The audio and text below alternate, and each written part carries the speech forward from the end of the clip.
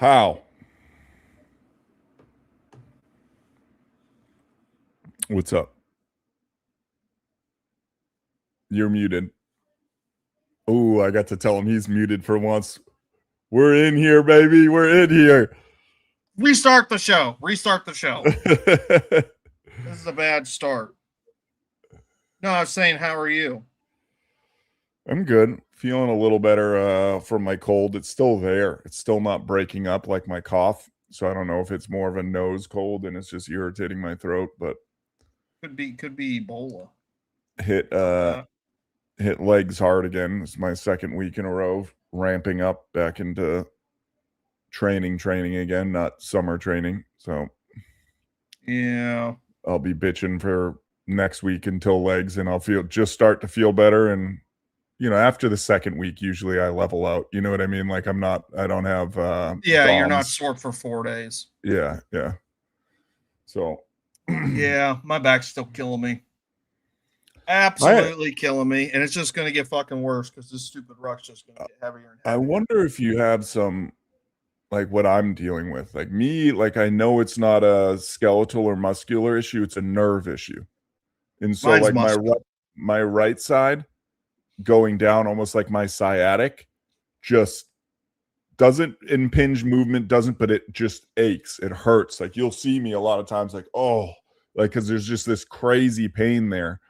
But I mean, it doesn't inhibit mobility, inhibit strength or anything. It's just that there's this crazy pain that just radiates down my legs. So no, mine's my muscle. It's your lower back muscles. I don't remember what they're called that go lumbar, from your spine across your hips.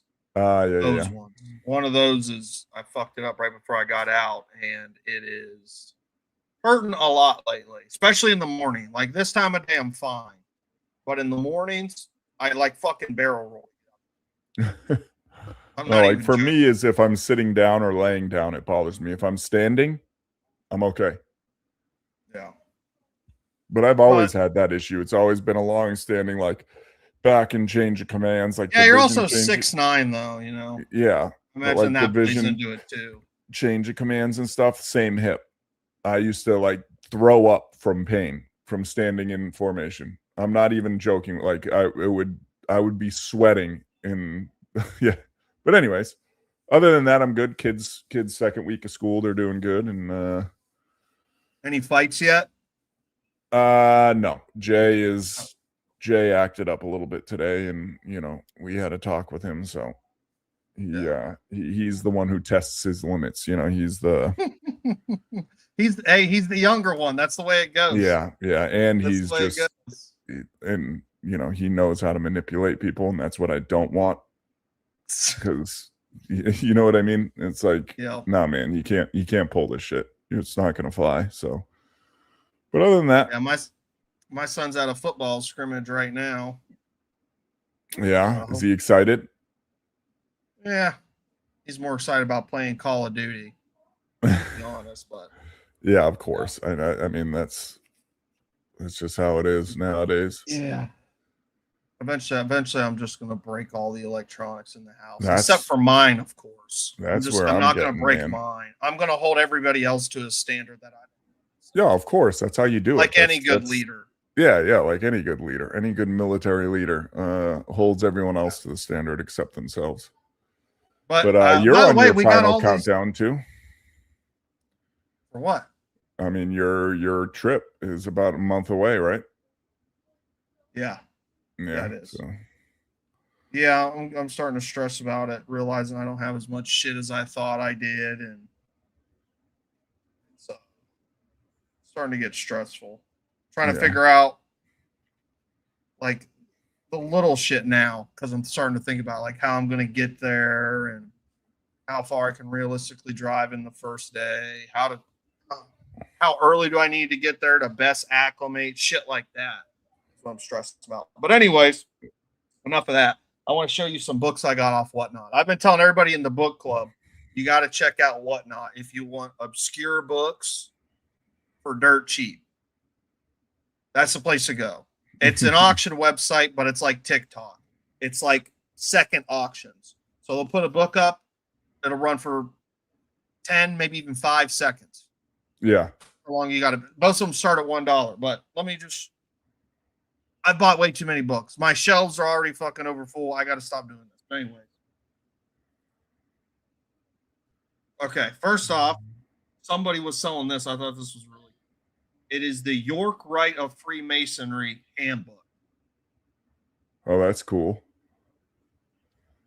Then a manual of the. I got a lot of Freemason stuff. This dude was just selling a lot of Freemason stuff. A manual of the lodge, the history and symbolism of Royal Arch Masonry. Oh God, we lost him, folks. Lost me. He's going to be selling warm hot dogs, lukewarm hot dogs outside of Dollar General. I thought you meant I got disconnected. No. This one, Freemasonry, the Royal Arch. It's again just diving into the Royal Arch sect of Freemasonry. Some people don't hear a lot about. Born in Blood, the lost secrets of Freemasonry. I'm guessing this guy was a Mason and isn't anymore. No. So this is one of the guys who he buys people's stuff out when they're like going out of business or shutting down. Like he just recently bought out a Jewish library who was going out. So that's how he gets all these books. This one, I'm sure you're not too interested in, but I thought it was interesting. It's just a commentary of the epistles of John. Gigantic. No way I will ever read all this.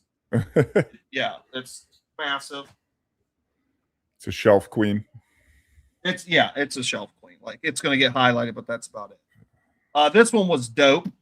This is an old Fate magazine. True stories of the strange, the unusual, and the old and the unknown from 1951.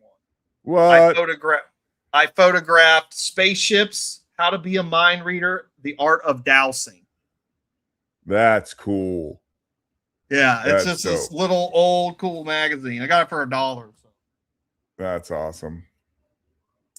The master plan of evangelicism. So that one should be dope. Jewish Christianity. Obviously, I don't think those things go together, so that one should be fun. This is a cool one you might like. Legends of the Earth, how the new science of geomythology explains it. I've never heard that term before, so I thought that was cool. That's cool. You might need to lend that to me when you're done. This is a lie. I got this off Amazon, but I wanted to read it because I've been watching this lady speak. The Shadow of Conspiracy. This is the woman who really dove into the OKC bombing. Did a lot of investigation about it, broke down a lot of stuff people don't know. Suka bliat. There you go. What's that mean? I'm not going to say stuff I don't know what it means. That's a bad words in Russian. I don't fucking cuss. So. Reform Judaism today. The controversy of Zion. Pretty self-explanatory what that's about. You do have a problem, dude. How many pounds of shipping did you get in books alone this week? It wasn't that much. The Vanished Worlds of Jewry. I thought that one was pretty cool. The history book with a bunch of pictures.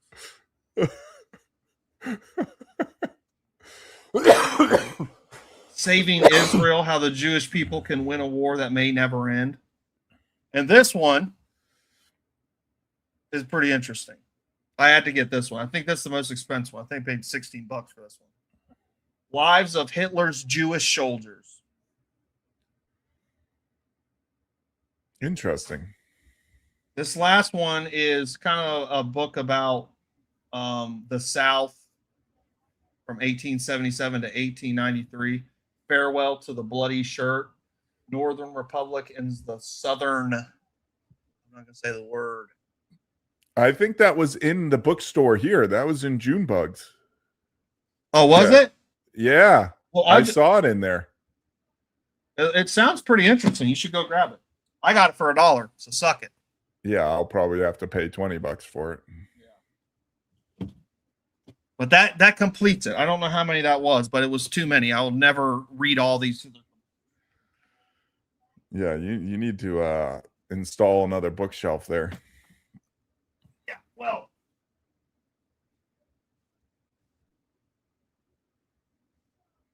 Once I get my house remodeling finished, I'll have more room. But until then, I just got to stop buying books unless they're for the book club. I just got to stay off whatnot. Yeah, see, those are the type of books we can't read for book club because for other people to find them. Some of those aren't that hard. Like the one I got off Amazon is not hard. Yeah, not all those are hard, but most people wouldn't like those because they're too texty. Textbooky, yeah. Sisterhood of the Traveling Book. You'd have to send it to everyone. Did you watch any of the debate? Nope. I knew you wanted to talk about it. My head's been in the sand.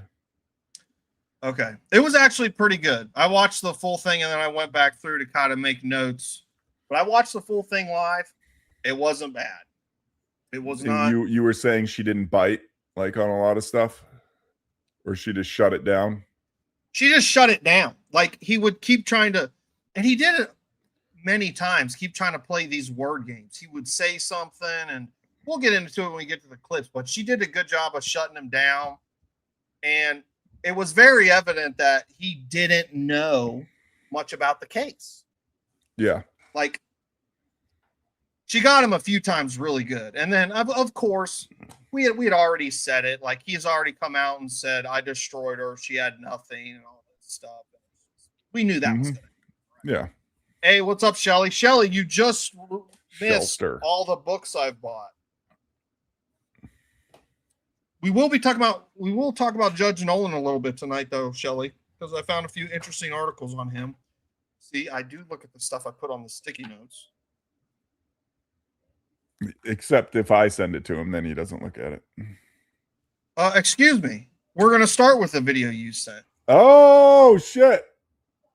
You sent that. But oh, yeah. Oh, Shelly, I can't go through the whole list. I'll make a channel for Jay's obscure book finds, and he can just post pictures of all the books he gets. We have a channel here. I'll just make a video. But Life After 70 AD, you watched it. Who do you think won? That's a weird term for a debate. I mean, I guess it makes sense, but I thought Candace won. Just let me know what you think. He said, well, Life After said it wasn't even a debate, to be honest. And I do kind of agree with that, but we knew that's the way it was going to be, right? Like, and we'll get into it when we play the clips. Send them to me in Discord. I will. That's what I was meaning. That's what I was meaning, Jay, is in the Discord, you can post pictures of, like, when you get new obscure books, you can post pictures and put them there. My bad. I thought you meant make a whole nother YouTube channel. No. I just meant in Discord. So you can, like, whenever you get new ones, you can just put a picture of the front and back or the synopsis, whatever, and post them there. 2026 H1X. You know, you're not wrong. Like we've said that a few times on this channel. You don't really, it's not 100% true. Like, you can get good information from debates, but like most of the time they boil down to that. Just it's two just people painting people in questions that there's no right answer that's targeted in a certain way. Like, that's why I just don't like debate culture, because so much of it is now turned, and then they shy away from questions where they can't really answer properly. That doesn't make them look good. They always have, some. Oh, thank you, Shelly. Thank you to everybody who's Shelly brought here, by the way. Thank you guys for being here. Hey, thank you. Do you want to start with this video you sent in? By the way, this I did watch a little bit of this. I wanted to be kind of surprised, so I turned it off. But the dude there, he's the guy who's been working at Skinwalker Ranch. He bought Skinwalker Ranch, started a show on it, which kind of is like because he, like, the show part, as we all knows. He didn't buy it. Well, he works with the guy who bought it. Yeah, yes. And so he's been involved with it for many years. Before the show, before the guy bought it, he was involved in it. And basically, let's just play it and then talk about it. So let me unmute it. This lady says, this Dr. Taylor said, yeah. And she said, I'm the eldest female. Are you able to turn it up any? We've been debating on talking to you for a couple of years now, and we finally took a vote and decided that we needed to reach out. I said, yeah, you and about 1 million other people, lady. And Great, she said, good job. no, I really am That who I say I am. So this is my name. Go on the internet and look me up and find a phone number to contact me, and then you'll know. I said, that's fair enough. So she hung up, and I look up this tribe, and I see the elders, and there's this lady's name and a phone number for her, for the tribal center or whatever. So I called there and said, hey, this may sound weird, but this lady says, oh, Dr. Taylor said, yeah. She said, hang on. And they transferred me, and then the lady picked up the phone. It literally was her. And I said, oh, okay, so you got my attention now. Yep. All right. And she said, so they told us that they bring you inside the mesa all the time, but you refuse to remember it. Oh, it just gave me chills. And I said, what? What is she talking about? And I said, who is they? She said, you know who they are. I said, no, I don't know. I don't have any idea what you're talking about, lady. I got you, Ironclad Life. They told us that they are bringing you in to show you what's going on at the property at Skinwalker Ranch, and that you refuse to remember it.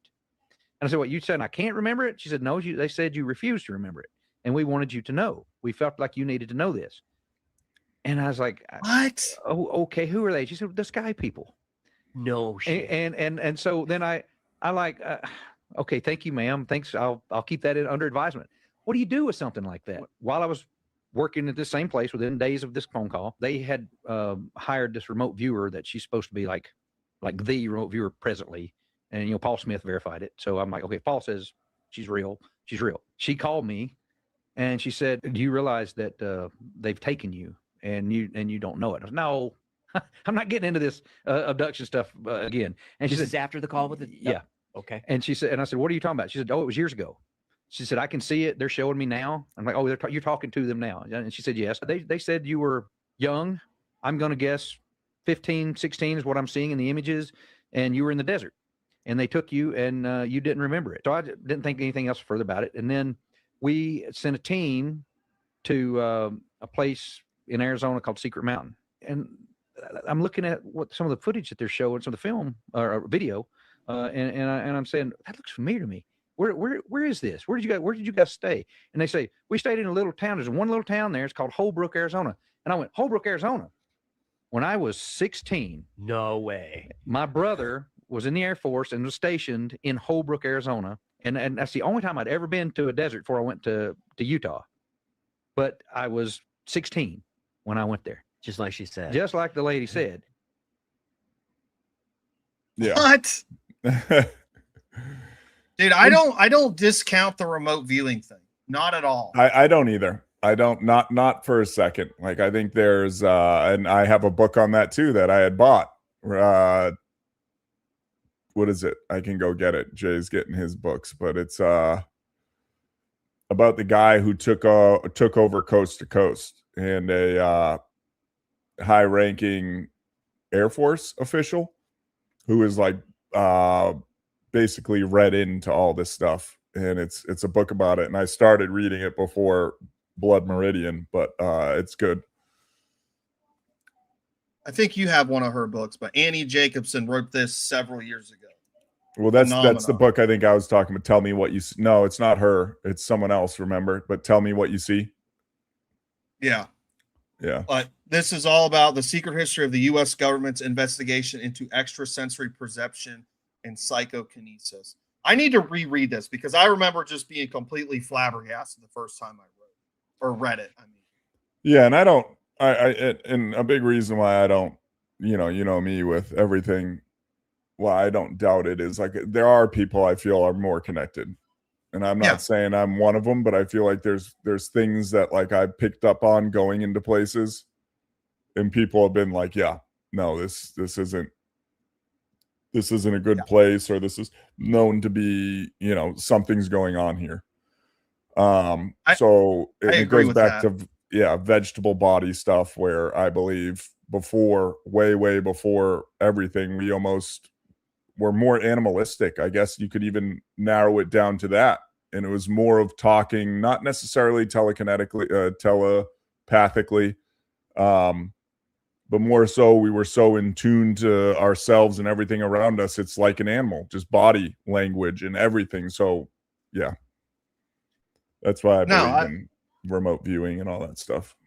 I actually follow an account on X where they practice remote viewing. Like today they put up a different thing, and they were having everybody remote view what was inside the package. I haven't looked into how to start doing it yet. It should be pinned, Shelly. But I just closed Discord. You got it open. I'll do it. You keep going. I don't remember what I was talking about. The X channel. Oh yeah, it's this X channel where they've been trying to train people to remote view, and they put stuff out there, or have people try to remote view what's in the box, or stuff like that. Which is kind of interesting, because I do think it's something that you can train. Oh, for sure. I think it's just, and that goes into the whole connection to what's already there. Like I am one of those people that do believe, and we hear people say it all the time, we only access so much potential of our brain. Mm-hmm. And that I do feel there's so much more there. And we see it in twins. We see it in the mother-child connection. We see it. Yeah. And we see it in good friends, and we've talked about it. Like, oh, let me text Jay. Like, I haven't talked to him in a few days, and then you text me, and it's just like, what the? And that happens, and I'm sure we all have those moments where it happens. You're just like, whoa, wait a second. Yeah, and I think it is, like, you're right. It is something we've lost over time. I think a lot of it has to do with the diet too, though. Like you hear all the time, like people's pineal gland is fucked up. And that goes into like testosterone too. Like that's why I think it's both diet, but I think more so maybe diet. I think it's design.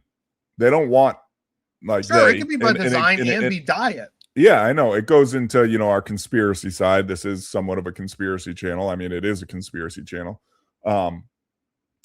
But I for sure don't think at a power at B, something trying to control the rest of us and wouldn't want us having access to those abilities, like everyone, because then there would be that's why any person who's ever done an interview about having these abilities as remote viewers or whatever always worked for the government at some aspect.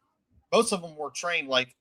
Well, I think it goes into your training aspect. Like that these people are taught, they might show signs of being powerful, like someone who is has their foot in the door, and then they're scooped up, put into these schools. We've heard of them before. What are they called? The government programs. It's a name of a school that they take kids and put them in. I don't know if they still do, but it was. I can't think of the name of it. But you know what it makes me think of? You know what it makes me think of? It makes me think of the book we just read, 1996, and The Boys. Yeah, they took them out of high school and they went to their own different high school. That's what it made me think of right now. On NSA grounds, yeah. We had talked about it in the past. Like, I think even if you do learn how to do this yourself, the government's going to recruit you because you're going to get interested, right? Anybody who's like wanting a remote view, they're going to let me fucking. And there's another side to it. Someone else can view you. You know what I mean? Like someone else can pick up like, oh, this person is doing it. Like if they it's kind of crazy to think, but I do believe it's that way, that like you're going to get interested, and someone like me and you are going to be like, let's go to Area 51. Let's do this. And there's someone sitting there going, what's up, dude? I wonder if there's ever been a remote viewer used in a court case. I don't think so. I think it's not like an orphanage, Shelly. It's like a program, like a selective school that they like recruit kids to go to. Like, oh, you show signs of this through your testing, whatever, psychological and book testing. Hey, talk to the parents. Your child's gifted. We want them to be a part of this program or a part of this school. Well, anytime I type in remote viewers in a court case, it just brings me up shit like people calling in through Zoom. So not going to find it today. Like Project Talent. That might be. It also goes into what's it called? The GATE program. Gate. That's what it is. That's what you're talking about? I think it's Yeah, the yeah, Gate yeah. pro where they're like, yeah. And supposedly Theo Vaughn was one of them. Have you seen that clip? Yeah, so was Candace Owens and Charlie Kirk. Yeah, the Theo Vaughn, yeah, Gate programs. Yep. I was a GATE kid. That was I'm just joking. I was waiting for you to say you mean a gay kid. I thought that was like a for sure fire comment. Yeah, Gifted there you and go. Talented. No. I was neither. I was just special. Really, it means groomed and taken education. Yeah. But anyway, I like that, Jay. Good one. Thank you. That was on the spot. That's all up here, dude. That's all. Yeah, that was good. That second link you sent me was the same exact as the first, by the way. Oh, okay. Well, let me send a different one. Got him again. Oh, son of a bitch. It's the same link because I copied it twice. Okay, well, that's a bummer because I really wanted to show that. Let me go back and see if I can find it. Sorry, guys.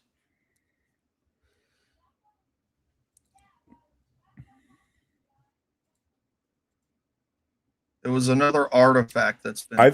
Hasn't she already? What? I just put it up. I just pinned it. Can we expect Erika Kirk to publicly forgive Andrew for his own assassination today? No. What's likely going to happen is they're going to completely. But I did want to dive into this. Oh, fuck. I didn't mean to put that in the users chat. Put it in our chat, sorry. But I did want to dive in this a little bit because this is somebody that Shelly had brought up, this Judge Nolan guy. So we got a few articles from him about him that I want to show. Oh, God, look at this guy. Jesus. That's not him. That's not him. Oh, sorry. Now I feel like an asshole. Well, you shouldn't because that guy's a huge piece of shit. But this Judge Nolan guy, the reason we got talking about this was the Conor McGregor case.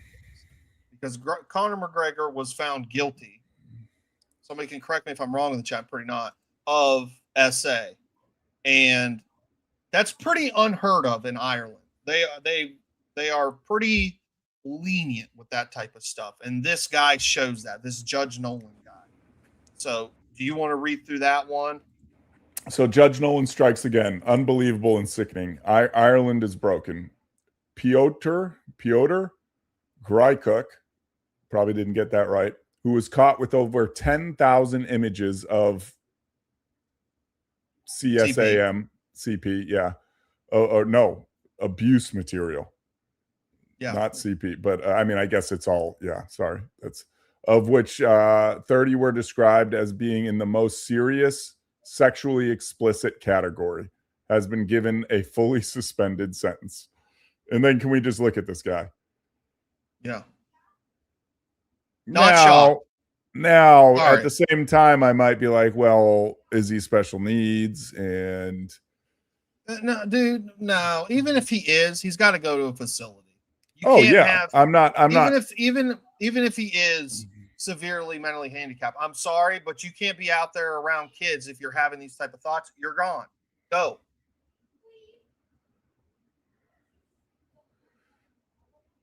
Okay, Russell. Yeah, no, but anyways, yeah, but did you know he was convicted in civil court, not criminal, so no one cares? I didn't know any. That's what happens with a lot of these cases, even the United States. Even the United States, these, especially if they have money, that's when it happens. Is you see it all the time. Ben Roethlisberger, a lot of athletes, they get accused of this stuff, and it's we'll just settle this shit in civil. That way, we had the lawyer in here 2 weeks ago. I think Friday last week, and he was like, "Yeah, if you have money, you win." Plain and simple. And I mean, we all know this. This isn't like, oh, shocking information to us, but like. Well, that's why this is a little different, in my opinion, because it's this judge. And Shelly, you can correct me if I'm wrong, but he's known as the judge who lets sex offenders. Like, it's always Judge Nolan. But this guy, here's another one. Indian national Vivek Rajesh Lalia, 26, who attempted to abduct a 5-year-old boy as he was playing outside an apartment building in Dublin, has been handed a fully suspended sentence and told to leave Ireland within the next 2 weeks. Judge Martin Nolan today found that Lalia is not a danger to children after noting the contents of a probation report which assessed him as being at low risk of reoffending. He tried to abduct a child. How the fuck is he not a risk to children? And that's crazy. And that's like where it comes to me, if the government's really invested in something like this, right? Especially if I were running it, right? I wouldn't tell someone you're leaving in the next 2 weeks. No, I would put them on a plane and kick them out myself. Yeah. Like, this next 2 weeks, like, what's the probability this dude goes and, Well, I think so too, Shelly. That's the only thing that makes sense to me. Why would you go light on this type of stuff? And I got a few more articles about this guy, but I don't know. To me, it just screams, we have the same problem over here. It's just not talked about enough. Is government officials are complicit in these types of crimes, in my opinion. Well, I think even to a certain extent, can you control mouse wheel in a little too? Yeah, I'll do my best. To a certain extent, the media is more locked down here.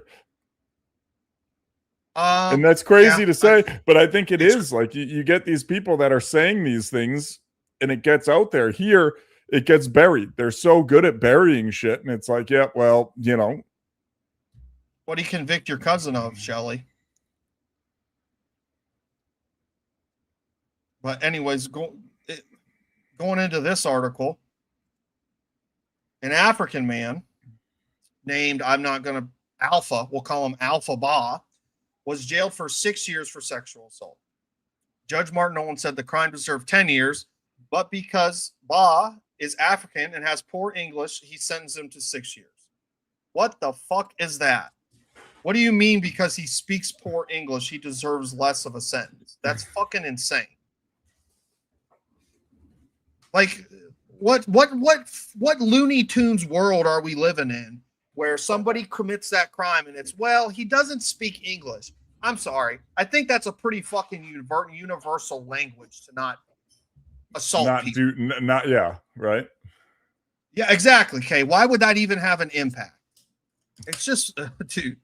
It's the gray area, and they're so good in I'll even say it here, the powers that be, meaning even like government in the oligarchy and politicians.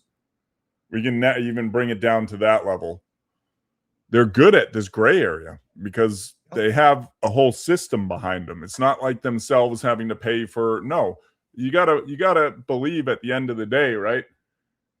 The state of Ohio is going to pay pretty good money, even if a dude's guilty, to kind of steer the narrative into a different direction so it doesn't make the whole the state government look bad. Yeah. Even if they are like, hey, man, you got to go. Hey, but like at the end of the day, they kind of got to be like, well, let's change how we talk about this. Let's find these gray areas. Let's get them off. And it's just all bullshit. And that's a great point. I'm glad you brought that up. I want to dive a little bit more into it. Is the prison system. The prison system doesn't. This is why they get light sentences, in my opinion. I'm connecting stuff that might not be there. But the prison system doesn't want these guys getting light sentences because what happens to them? They have to put them in isolation the whole time, or they end up getting murdered and abused, and they have to go to investigations. So that's why these motherfuckers get light sentence, because it doesn't benefit the money. And what have we talked? Yeah, what have we talked about before too? The government puts a price tag on everything. Yes. And if putting someone like that in prison equals a higher price tag than letting them go, they're going to let them go. I firmly believe that. And working in the government for years and years, you do see everything has a price tag. You see people who is same exact thing. There's a big price tag on their head because they've gone to certain schools that have certain things on their shoulders, right? Yep. That do shit. and get let off because the price that's on their head. Including shit like this. If you got Yep. enough rank, you can get away with this type of shit. We've seen it before. Rank and training, and it's because that we've invested $1.5 million into this person. Yeah. So It's just fucking crazy, dude. And that is a very real thing. Yep. Very real. So yeah, Shelly, I read your comment, and I don't want this to sound the wrong way, but you correct me if I'm wrong, but it seems like this guy is a lot harder on the native Irish than he is the immigrants. And it seems to be a common thing among European governments. Yeah, but and you brought up an interesting point there. Send them to sexual rehab rehabilitation treatment, right? Do you think that really works on some like sick individuals, like dudes? Well, and there are women too, but there's way less of them. We know there's, we're seeing more and more of that these days. But do you really think and my personal opinion is I'm not interested in it. That might sound fucked up, but I'm not even interested in considering the idea of rehabbing that person. If you're thinking about committing or have committed those types of crimes, I'm not interested in rehabilitating that person. That might sound fucked up, but that's just the way I think. And that's where, and again, it might sound fucked up of me, but we're gonna go into it, Mudhen. We're gonna touch on it. But to me, old justice, string them up on the streets. So there are these sick people. Sure, okay, you're sick, but you're less likely to act on it. You're less likely to go, well, shit, I can't. I just can't. I know, because sometimes I don't think.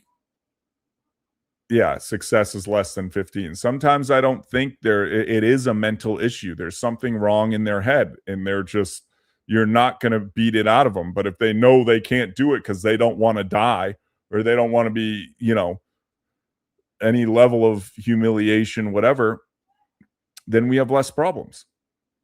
And that's barbaric to say too, that style of justice is. But I'm okay with barbarism when it comes to people who do this stuff. That might sound fucked up, but it shouldn't. That's what I agree. Honest. I agree. That's I'm on the same page. It's just I know how it makes us seem sometimes, and it's like, hey, if you're convicted of it, then yes, firing squad or something . There's no more gray area. You did this shit. There's no more good behavior, you get out, or overpopulation, you get out, you're considered. No, there's no more of that shit.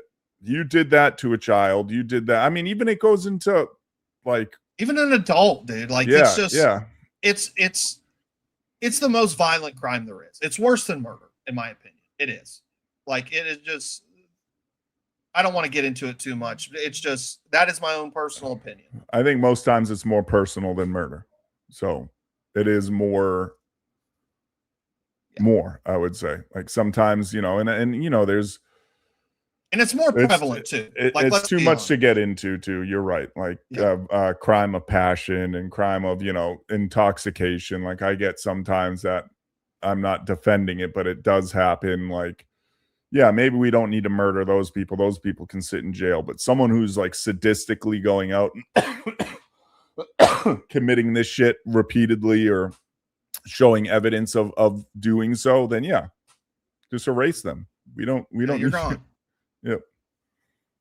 I did send you a clip, yep. So sorry. We can get into the debate thing. Let's pull this up. Put it over here. Okay, this is just a post. Okay. Oh, okay. Sorry, I'll pull it up then. I got it. I already got it up. All right, that zoomed in good.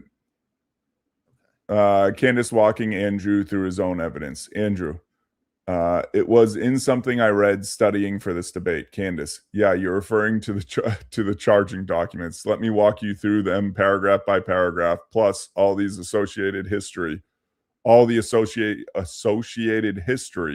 with this source you're citing. Yeah, so that was the whole gist of it. Like he was unprepared. He was unprepared for it. He would be bringing shit up that he thought was in his favor, and some of it was. Like I will say, it wasn't a complete domination, but like he was unprepared, and I don't know why he took this debate. Because as we'll get further into it, he didn't know basic things about this case, which were very important. Oh, you sent another one. Thank you. Yep.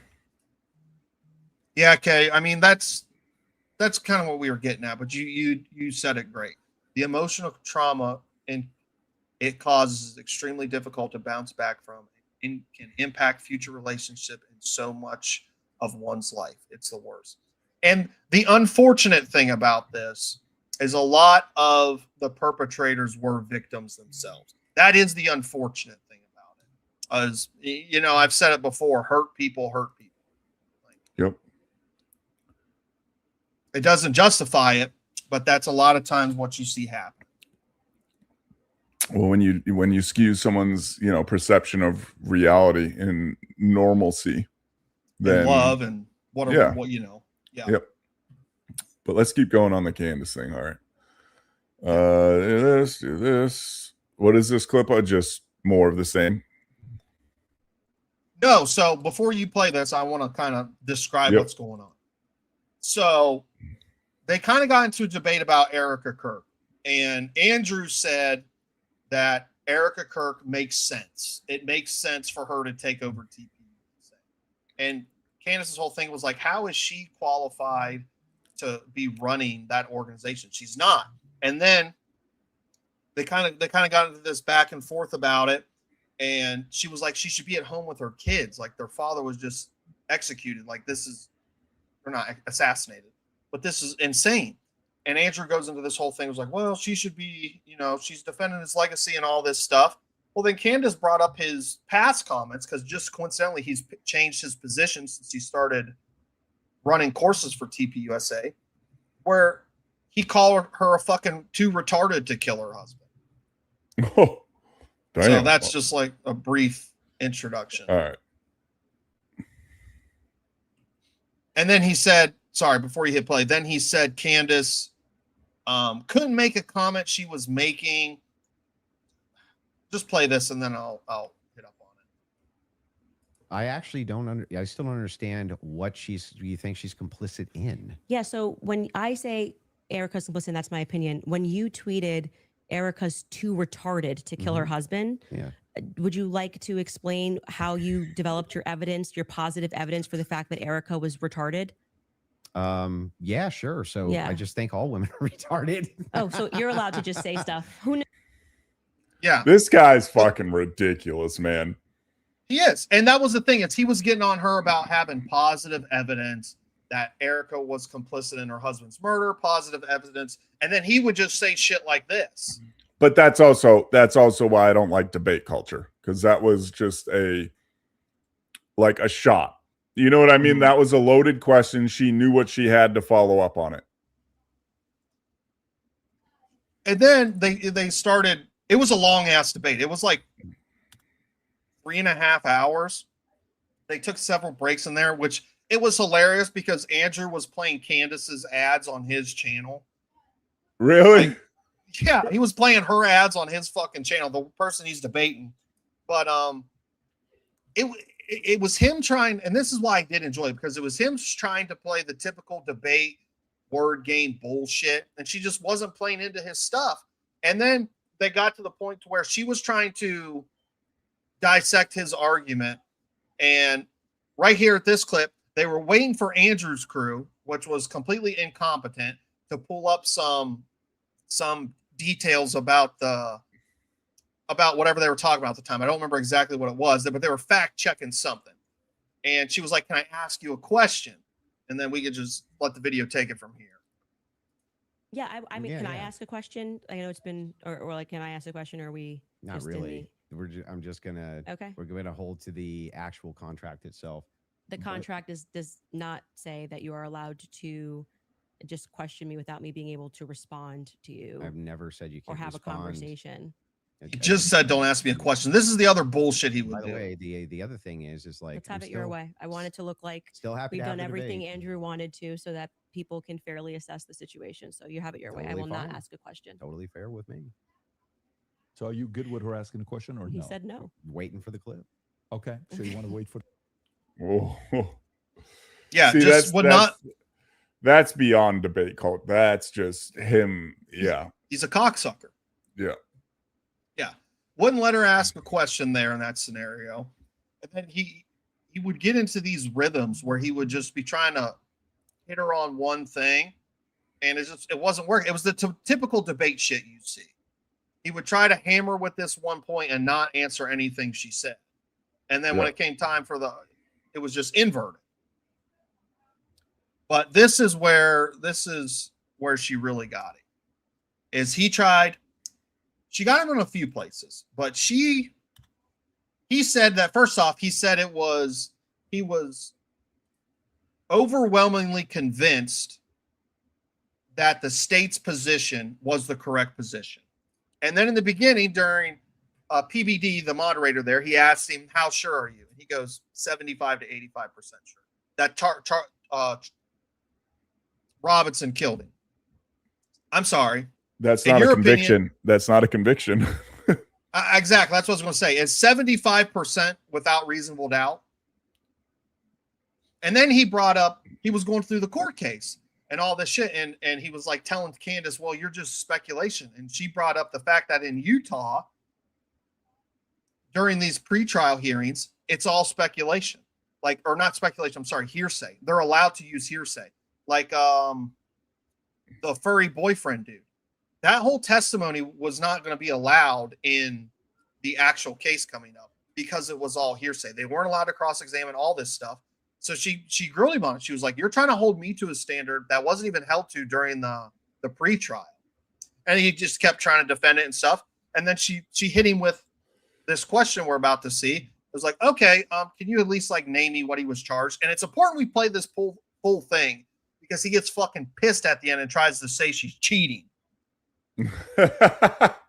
Which a child says. A child. No, you're cheating. You're cheating. All right, let's go. Oh wait, almost. You didn't have to say it. Yeah, I'm fine with closings if you want to do closings. Well, I'd also would just, if I may ask a question, which one of the charges against, or all of them, do you think Tyler Robinson is guilty of? The specific charge? Yeah. Yeah. So what I think is that Tyler Robinson shot Charlie Kirk. Yeah, but of the 7 charges that he's being charged. Yeah. Can we list them real quick? I'll tell you exactly which ones. We'll pull them up. Well, do you know any of the charges that he's up for right now?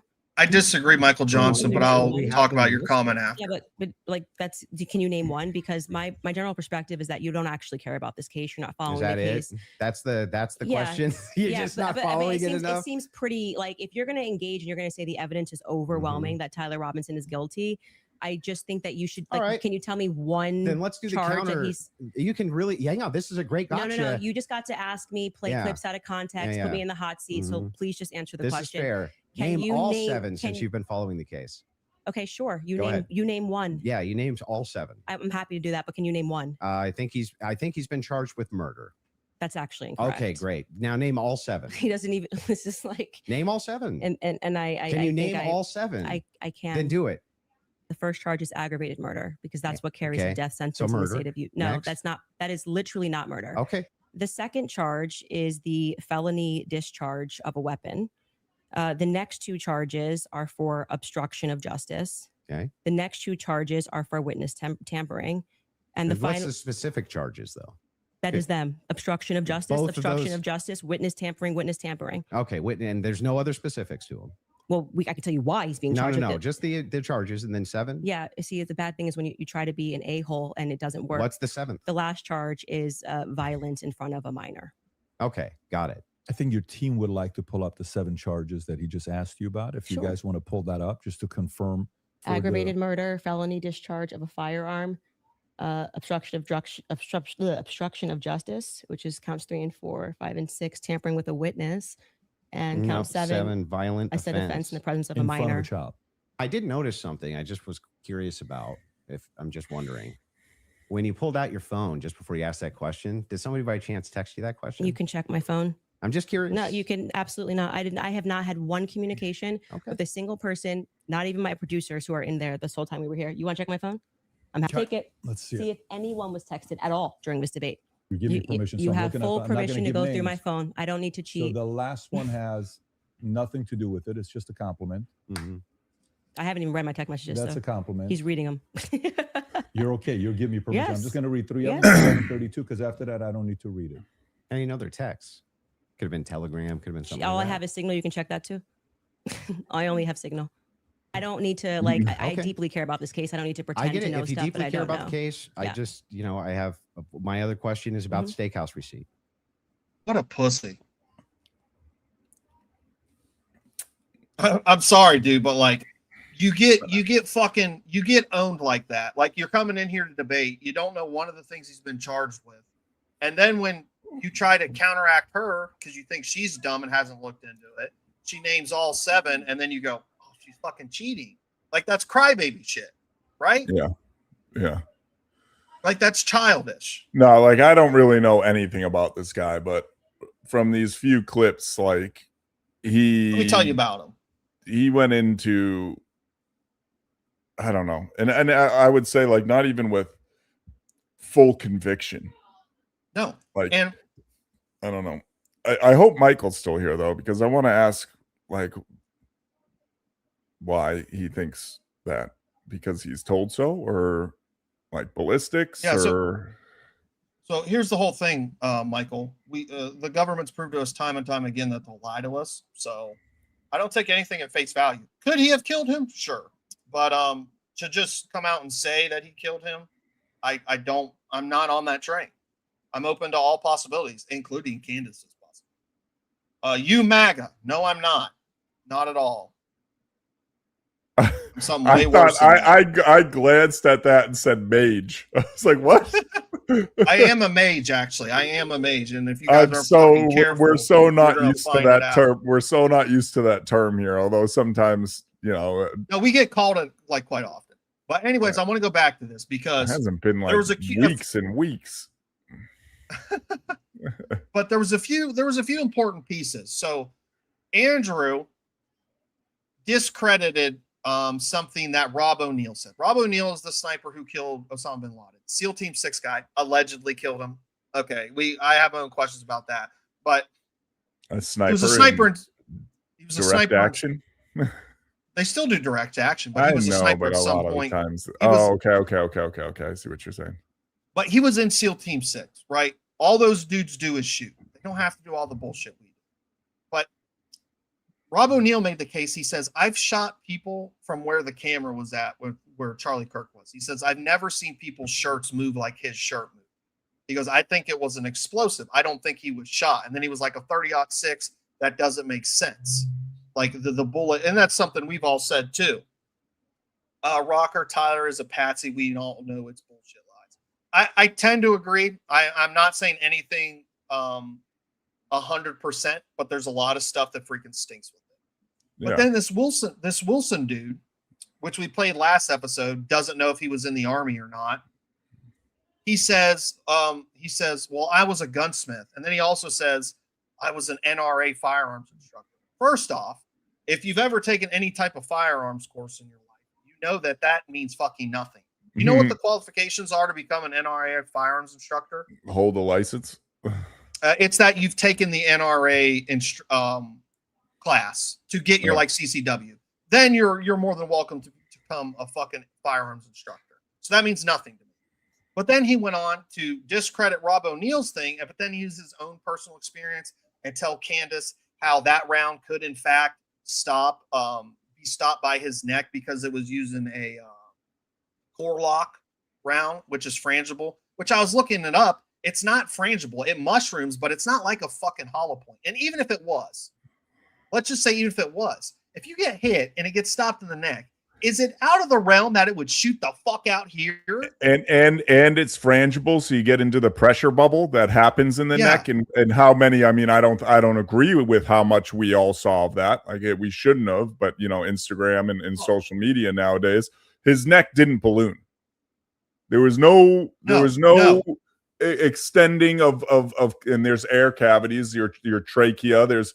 If it were a frangible round, his neck, there would have been exit wounds. I'm guessing. I mean, I'm no expert on it, like super expert. But you've shot a lot of guns. I've shot enough shit where you would see a bulging in the neck. You would see fallout from a 30-06 frangible round.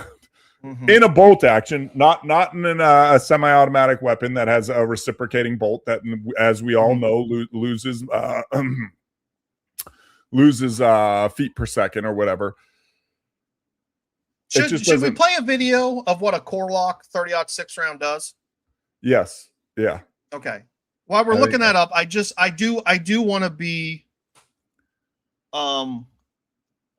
because it was Remington core lock 30-06. I do want to be fully transparent. I did look up a few forums, people talking about Remington core lock, and let me find the one I'm looking for here. But this isn't even the biggest point. Like there's so many of the points that this dude was able to break his gun apart, put it back together. Like all this shit is just, there's more face value, and this is face value stuff, but there's more face value stuff to me where it just doesn't make sense. I agree, but now I gotta find the actual video. This is gonna be a pain. Let me, because I had already watched the video, but I didn't know if we wanted to play it, so I apologize. But let me go. And did anything come up on that part of in the case? I don't know. Like I haven't followed it. Yeah, so much, it did. But about the breaking down of the gun, the putting it back together, the whole nine. No, it was all just I sent you the link. It was all just the shit we've already heard. The only stuff we got, and Candace brought it up in the debate, and I think it's a good point. There were 5 sets of DNA on that rifle. Tyler Robinson's was the most degraded DNA on that rifle. Yeah, but I mean, no. Sorry, specifically in the realm of the whole part about breaking down. It was just the official narrative. Like, it was just the official narrative stuff. Just confirming what they had already said, that he broke it down up there, but left the screwdriver, but was smart enough to pick up the fucking round that would be objected because you would have to cycle it to take it apart. Like, just same stuff.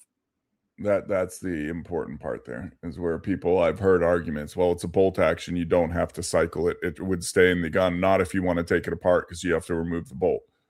Yeah. All right, let's pull this up. I was on a few forums looking at this Remington core lock 30-06, and it is one of these rounds. It's made by Remington Mass Factory, but it is one of these rounds that the people develop. We don't agree with it, so you can take that as it is. But sure. Yeah, watch the channel for a little bit. You'll hear us say 100 times we're sick of our tax dollars going over there to fund children getting murdered. We're no defenders of Israel. But anyways, I was looking on a couple forums, and there were hunters who were reporting that when they were shooting that core lock, and there's different grains for the core lock, but they were reporting that it wasn't exiting through the deer. I don't think that's compelling evidence, because you're talking about, shooting a deer in the shoulder, exactly. Not in the neck. Exactly. Yeah. But I did want to just say that, because what's up, Quex? Because somebody will be like, oh, well, on this fucking forum, this guy shot a deer and it didn't exit. In the shoulder. Where do you shoot a deer? If someone's shooting a deer in the neck. Exactly. Yeah. Let's go. Yeah.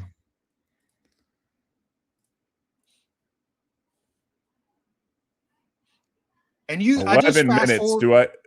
Just fast forward till you see him shooting the ballistic gel. Keep going. No, he shot it there. Okay. Oh, he even shot it there. Dang, perfect. Almost perfect timing. Taking 3 shots from 100 yards, firing into 10% ballistics gel that has been calibrated to meet the FBI's ballistics testing protocol. And while ballistics gel isn't an exact proxy for big game, it does provide a repeatable medium through which to test various bullets and ammo against each other. After the shots, we'll examine bullet expansion, weight retention, penetration, and velocity. Okay. Maybe My goal is to provide hunters like you and I with the most objective information possible to help us make the best choice for our particular hunting situation. The ballistics gel in this video has been sourced from Clear Ballistics. You can find a link in the description. So let's go ahead and shoot it.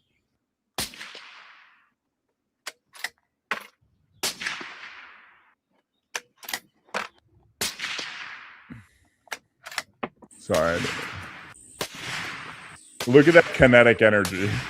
Yeah, look at the fucking hole inside there.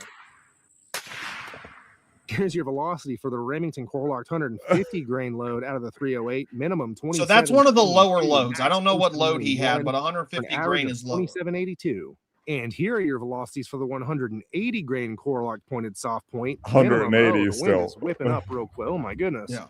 Hope my canopy stays. That's fast. Anyways, let's get back to it. Yes. Minimum 2520, maximum 2534, average 2525. And we are down here at the blocks after shooting Here we those go. This Remington is core important locks, the too. 150 grain right there, and the 180 grain right here out of the 308 Winchester, both the pointed soft point version. We're putting them head to head. Let's go ahead and take a look. Here's the 150s. We got all three right here in a neat little box. Penetration wise, we're looking at 23.5. 24 and 25.5 inches. Very consistent. Looks like we got some good mushrooms too. It's tough to see in the block. Of course, I'll pull them out here in a second. We can take a look. We don't have to keep going, but No, we don't. That's just- well past. And I get bone will cause things. And you see the entry wound here, and where it starts to break apart, I would say, is where the cavity is, where the expansion starts. Mm-hmm. I just don't see that he was shot and then you already pulled it down, but I just don't see where round doesn't matter. Round at like 20 in the 180 grain, 2500 FPS. That is moving. People don't understand how fast that is. Like they just moving. don't. Like a 5.56 is going a similar speed, I believe. A little, similar. I think. I think 5.56 out of a 20-inch barrel is like 2,800. So it's a couple hundred feet slower, but it's zooming through a steel plate, right? And it's pretty much a 22. Yes, give or take. Yeah. Dylan, you said sweat can cause DNA to deteriorate. Sure, maybe it can, but it was his rifle. Like, maybe the sweat caused, because this is another issue I have. Everyone's leaving too. Everyone's leaving. Are you still here, Dylan? I just want to know, like, your explanation behind, if you know ballistics, or even taking the gun apart, putting it back together in the time span. Like, what? Okay, sweat causes DNA to deteriorate. Okay. Like, I get that. And I don't know if you're taking the stance that, yeah, for sure it's him and it's irrefutable. I'm not saying you're taking that stance, like, but there's still so much that just doesn't add up. Like, even taking an M4 part that's way more user friendly. Pop, pop, pop, pop. Like, I'm not taking that apart and jumping off the roof. No, it's not happening. Yes. No. We like talking here. That's the biggest, like, that's our favorite thing is we're kind of we were talking about the Candace Owens debate. And now we're kind of going in on, like, your feelings on when it comes to everything that happened. Did Tyler do it? Does it make sense that he did it? When it comes to taking the rifle apart, putting it back together, like the whole narrative, does it make sense to you? And I will, again, you hate this, playing the devil's advocate. There could be holes in the case, right? There could be holes in, did he take it apart? We're pretty sure he took it apart because there's video of him jumping off, right? Like, that's not a full bolt action rifle together in his backpack. We get, but in the screwdriver and the whole nine. But yeah. Well, and the official narrative is that he took it apart. So, and I'm trying to look it up right now, but the official narrative when we were first covering this was that he took this shit apart in seconds. Well, I'm sorry, Dylan. Yeah. No, I'm not disputing. Like, there for sure, there's gonna be DNA. Like, yeah, we got DNA. Like, that's, but yeah, I don't really argue that, but that's just one point of it. Like, what about everything else in your eyes? That's more of what I'm like, okay, there's DNA. And we also understand that if someone with enough money is doing something like this, yeah, we could. I get that's getting into a different realm of things like, oh, conspiracy, sure. But like, yeah, the DNA is one aspect. Okay. But what about the whole other narrative, the whole, everything else that went down? Like, and like Anonymous said, if you were in the jury and knowing what you know, even from our side, would you convict? Would you say, yeah, he did it just based off DNA? But then looking into breaking apart a rifle, which it requires a screwdriver, and him doing it in the matter of 30 seconds, if that, and then running away and then putting it back together and leaving it in the wood, like, it doesn't make sense.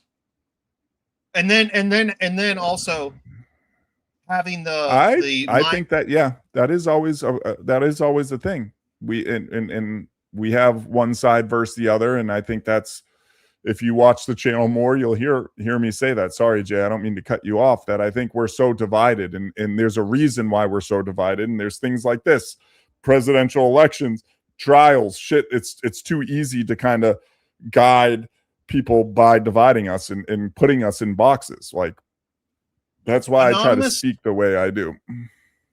Yeah, and I don't give a I fuck. know he doesn't. That's why people can say that, oh, I'm wrong or whatever. It doesn't matter. Anonymous, I don't need to know that he went to the range a couple times a week because that's not a hard shot in my. I'll address your comment in a second. I did see it. I just forgot. I'll address it in a second. But I don't. That's not a hard shot. That's not a hard shot. But what I would like to know is if the gun has been recently sighted in, because that is important. That is important, especially there was some talk that he wasn't much of a shooter, whatever that means. Those are just words, right? But if it's just been sitting in his house and then he goes and get it, hasn't been knocked around, guns lose. See, I disagree. Anonymous username, because he had been shooting. There's pictures of him as a young. Am I gay? No, I'm not gay. God damn. What a crazy thing to come in here and just ask. I am. He's not. But anyways, let me keep answering this. But it's not a hard shot for somebody to make. A little under 200 yards isn't a hard shot. With an optic, no. Put the crosshairs on. This kid had shot before. He's probably shot this exact gun before. If you've never, hey JC, if you've never shot a gun before, and at that range and stuff, and I could give you 10 minutes of instruction, and if you're laying, you're gonna hit it. You're gonna hit it. And I don't know if he probably wasn't aiming for the neck either. That's the thing. Like, yes, your head or chest. Like, it's not let me hit him in the neck. And that was one of the arguments I made against it, is I don't think he was aiming for the neck, because he was down here, and then as soon as Charlie raises up, he hits him here. So I think he was aiming for the head. I don't think it was a purposeful neck shot. I don't. I think he was aiming for the head, sits up, hits him in the neck. Pretty obvious. But 100% that guy could make that shot. Now, the one caveat I'm going to give, and I've made this caveat a lot, is people don't take into account the stress he would be under doing that. Climbing on top of that building, you're about to assassinate somebody. Maybe he was under, heavy SSRIs or something. Don't really know. But if he's not, that does add a lot to that. That does become a harder shot. Okay, a stress shoot will change your opinion. You can think you're a good shooter if you've never done stress shoots. You can think like, yeah, I can, sit down and plink targets 800, 1,000 meters. Yeah, go run a little bit, then sit down and try to shoot. Way different. Do 50 burpees and try shooting. But anyways, I need to address what Develop said, because he's asked this question twice. Why are U.S. soldiers jumping from ships? We talked about this on the last episode. I think there's a few reasons. Number one, this is a new generation of the military. They haven't had to be deployed for 15 months on it. Number two, there's probably a little bit of why the fuck are we here? Like they don't, maybe not necessarily that they don't agree, but it's just like, what is the end goal with this being here? Like you're just putting us. Well, still, this is where I struggle with the jumping off ships thing. You're in the Navy. Yeah. Jumping off a ship in the middle of the ocean is, at most, it is a like, you know, you're going to get picked up. You're not jumping in and like, I'm going to swim anywhere. Like, you know, so it is like, if anything, to me, it's a protest. Like, they're not jumping to flee. They know they're not going to jump off that ship and swim away in desert. Like, they know that.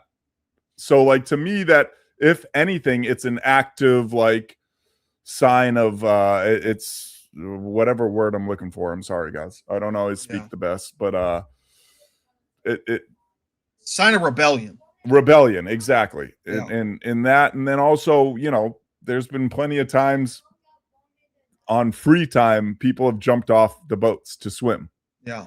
And how easy is it? And it goes into my propaganda thing on all sides, you know, a pro-American keep talking against American, you know, and I've talked to Jay about this a lot when he brings up stuff about, you know, videos from Gaza. Listen, I am on the side that there's what is happening in Gaza is horrible, but like, I still feel like there's so much propaganda flying around in all directions. I mean, you have Russia, you have China, you have Ukraine, you have everything going on right now. That could these dudes just be having some leisure time and jumping into the water? Because they do, that is a thing. And then someone is taking a picture and saying, hey, look, everybody, they're jumping off the ships. Could that be a real thing? Yes, it could.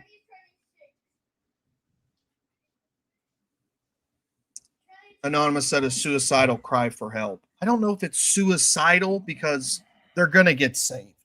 Like, in my opinion, there's a high likelihood that they'll be rescued. Yeah. But I do think it is a cry for help. Trump I think less. Home. Yes, I agree. Yeah, no, I agree too. And I think it's less than a cry for help, more than a protest. It's a protest. I don't heard that the food is an issue for these soldiers because they give it based upon ranks. There is some truth to that because a guy I worked with was in the Navy, and the officers, they have officers mess. Yeah. But they still get fed good, especially on the bigger ships like the USS Abraham Lincoln. Well, hold on. It's not good. We all know what deploy. I mean, better than what we got. Yes, it's better than what we fucking got. Yeah. But you know, it's not 5-star cuisine. But no, they're not starving, guys. They're not starving. Like in the beginning, they're not getting fed slop either. And also in the very beginning, we posted that. And yes, I don't doubt in the very beginning there was logistics issues. So maybe rations in what they were getting wasn't that great. It was what we would get in the field. And, you know, of course, no offense against Navy and Air Force and stuff, they were bitching about it. But how often did we eat, you know, just in MREs? And that wasn't even in war. That was in a training exercise that you don't get. So, like, I don't doubt in the beginning there was a logistical issue. We pushed these guys over here. They were staying over there. So, yeah, maybe there was a little bit. But now it's feel food for 9. Like, now I don't think it's an issue. I don't think it's like that. Any of these stories, they're not being fed. They're not. No, you can get that out. Like, and especially I don't buy it either. I don't buy most of these groups have a carrier with them, so they can right. They can maybe not a C-130. What can they land on the carrier? Yeah, C-1. No, smaller than a C-130. C-130, but or even helicopters bringing in rations. Like, they're not starving. They're not. There's none of that shit. It's more of a protest. It's not a suicidal thing. No, it's if it's anything other than them just jumping off the boat for leisure time and someone recording it and saying, "Well, look, they're jumping off the boat." I do think Chinooks. Okay. I do think there's probably a difference with the jumping off the boat stuff, but I think you did a good job with the food stuff. Like, here's what's happening, guys. They're over there deployed. They've been over there for 9 months. They are not getting as good as food as they usually do when they're on their training missions. And people are pissed off about it and they're saying stuff about it. And they're right. Like, they're not getting as good as food, but they're not starving. They're not eating just MREs. That's not happening. And that's a cultural shift too, though. That's like where we see all this stuff where, like, man, I'm sorry, you're used to like training. Oh, hey, send Mac a link. Send Mac a link real quick. You're used to training and all this stuff, right? Like, and anyone who was in GWAT, and not that I deployed, I was useless, but like at the same time, anyone who was there, right, understands the training, understands the stuff. Like, you're not, especially in the infantry, we didn't like hot food. Maybe if we were lucky, we were by, you know, something, and they would bring out leftovers, which was lukewarm in Mermites with water probably mixed in because it was brought in the back of an LMTV that was driving way too fast. Like, I think there's such a cultural shift now too, that these kids that are younger and making these complaints. I don't know if it is a cultural shift though, because I think the Navy's kind of always been like that. Like, my buddy, he served in before and during 9/11. He was telling me they would have hot coffee brought up to them when they were on guard and stuff, and just but that wasn't that wasn't a quick but that wasn't what happened initially, right? This was somewhat secretive in the beginning. So there was this initial push where obviously we outran our logistics. So in the beginning, that's where you saw the pictures, turkey bacon. I've eaten that turkey bacon 100 times and been more than happy.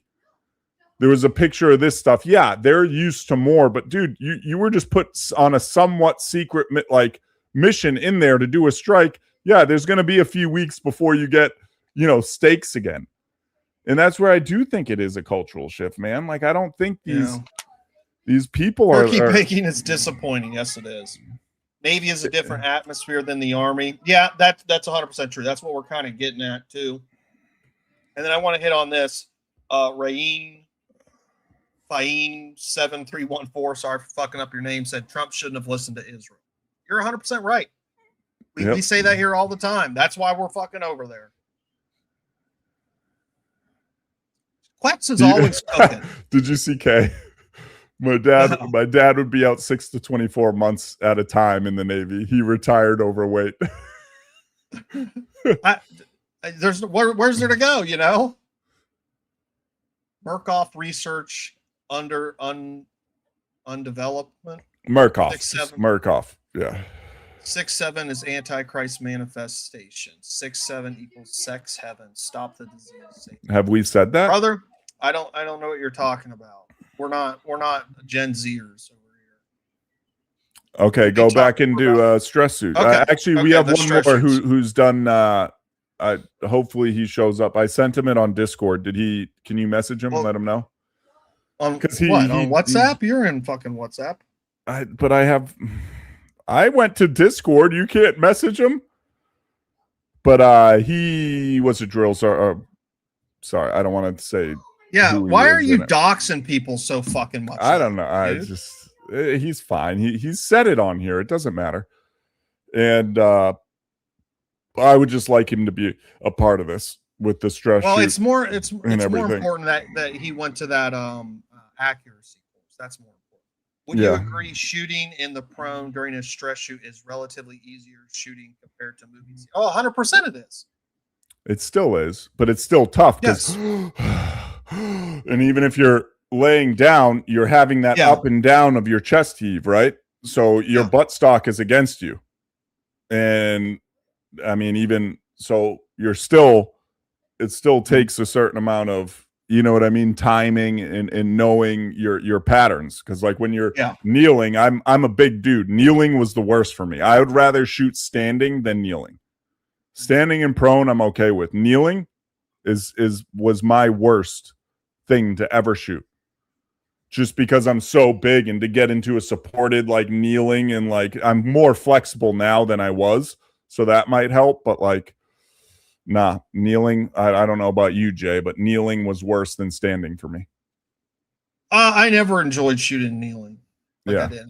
It was more from the aspect of it's retarded. I'm never going to kneel out in the fucking open. If I'm kneeling, and that's why it's good the Army changed their marksmanship course. If I'm kneeling, it's behind cover. I'll shoot from behind cover. I'm not going to kneel out in the fucking open. I can't take as good a shot as I can prone, and I'm more kneeling exposed. supported. Yeah, it's kneeling supported. If you're kneeling, you're supported. Whether it's on a berm, whether it's like if you're just, I'm like, I'm gonna go prone instead of kneeling. But I mean, in movement, it takes longer to get up from prone than kneeling. McCuddy said so. His rifle would be in a fixed and steady position. Breathing could explain the next shot. He was that. Well, I think zero. Someone else had mentioned that he wasn't accounting for the trajectory. So maybe he was aiming for the chest, and that's why he hit neck. That could be too. There's plenty of reasons he could have been hitting the neck that aren't he was aiming for the neck. And I think any of those are more likely than he was aiming for them. In my opinion. Yeah. Because what is this? Anonymous? Oh, anonymous username. Sorry. Yeah, and that's a very big thing too. You know what distance you zero at. You know what that equals at a far range. And you know in between your bullet goes up. And a lot of people who don't know ballistics don't know that. Like the bullet comes, how your sight is zeroed to your barrel, right? Your barrel's almost, your sight's like here. Your barrel's almost tilted up, right? So right outside of the gun, you can shoot. You'll be shooting low. That's height over bore. You zero your target for an M4. It's what, 25, right? 25 meters, right? Well, yeah, because 25 is the same as 100. Yeah, 25 is the same as 300, isn't it? 20. You have or 50 and 300. No, 25 and 300. It's 25 and 300. So at 20, so your barrel's like this to your sight. I'm pretty sure it's 25 and 100. Or it's 100, whatever. But I forget. Sorry, guys. It's been a long time. But your barrel's shooting up at an arc like this. Your sight isn't. Here comes the guy that can explain it. Is it 25 and 300 or 25 and 100, Ty? M4, 0. Sorry, he doesn't ever give fucking context. When you're zeroing an M4, 25 and 100 or 25 and 3? Hold on. Stop. No, I don't need to stop. 25 and 3 or 25 and 100? It's 25 and 3. 25 hold and on, 100. y'all. The sound is still coming through. So what I'm saying is there's both of y'all talking, but it's like coming through. Yeah, because he cuts me off. I think the sound. Hold on. I think the sound got up. You're saying zeroing for M4. You're saying 20. It's 25 and 3. It is. Yes, you're talking about for absolute zero. Yes, 25 and 3. 25 and 3. It is, Jay. I was, yeah, it's 25 and 3. For 308, it's 100 and or it's 25 and 3. I knew it was 25 and 3. When you zero with an ACOG, you zero with the point. At 25 and 3. Okay, when you shoot at 300, you don't aim with or not an ACOG. I'm sorry. CCO is 25 and 3. Iron sights is 25 and 3. Okay, I was thinking about an ACOG. I always ACOG. Zoom, yeah. An ACOG is not 25. What? Oh, that's... No, we know, Dylan. We know that. But every gun, like a 308, is 50. Geez, what's my 308? 50 and 50 meters and or is it 100 and I forget. Basically what we're saying is every gun, how you zero your sight, and you can change that, but for the most part when it goes into your dope and everything else, your gun shoots a certain way and you can set up your zeros to where they line up. So you can elevate both, right? You could do 50 and 350, whatever the drop is, how much. I mean, I imagine 5.56 loses a lot of velocity as it goes through the air, so it's probably not linear, so it's not 25 and 3, 50 and 4. It's going to start dropping off faster. Irregardless, that being said, we were talking about who, I don't know who said it, whether it was Dylan or anonymous, why he hit him in the neck was because maybe Jay said he was leaning down, sat up, then hit him in the neck, or he was shooting at his chest and wasn't accounting for the arc of his gun, the ballistics of his bullet. So he was aiming at the chest, but he wasn't at full range. So the bullet shot high, hit him in the neck, whatever. I think a lot of us, I think a very untrained person with an optic could aim at center mass and kill him with a 30-06. I don't know about a very untrained, a person with very limited practice. That's better. Like I said, 10 I don't minutes. think if you gave somebody a gun who had never shot a gun before and was like, yeah, go fucking shoot that guy 200 meters away, I don't think they could do it. But with if it's, I don't think so. I don't think so. Number one, would they even know to turn the fucking safety off? So that's problem number one. Okay, but I get that. Yeah. That doesn't apply to this in this case. Like this guy he had shot this specific gun before, and I think he could have made this shot. Do I think he did? Do I think he shot with 30-06? Not particularly, but he could have done it. It does change it. Shooting downhill does. But the other big thing Jay brought up that I liked, and this is why I wanted Ty here for this, and I'm glad he came, is because he can also speak on it, is stress shoot. How much that changes everything, whether it's laying down, kneeling, standing. This dude ran upstairs, right? Like he was moving. He is not settled sniper position, regular breath, being able to, count, like given it's only 200 meters,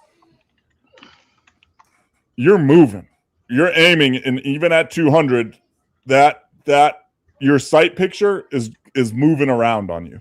So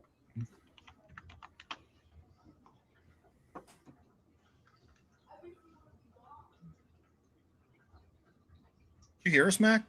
I can hear you now. Did you ask me something? I asked about the stress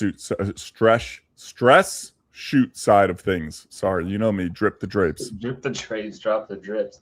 Yeah. What about? Are you asking how much does stress affect the shooter? Yes.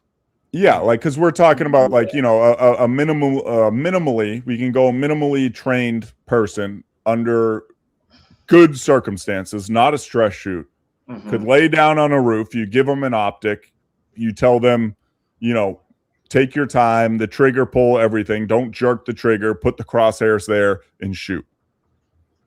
But we're talking because it was a 200-meter shot with, right. I don't know, what kind of sight did he have? I'm assuming it was standard crosshairs, 3 to 10, something like that. I guarantee you it's the shitty sight it came with. It was probably a 3 to 9 or something. 3 to 9. So that's what I mean. It's in between 3 to 10.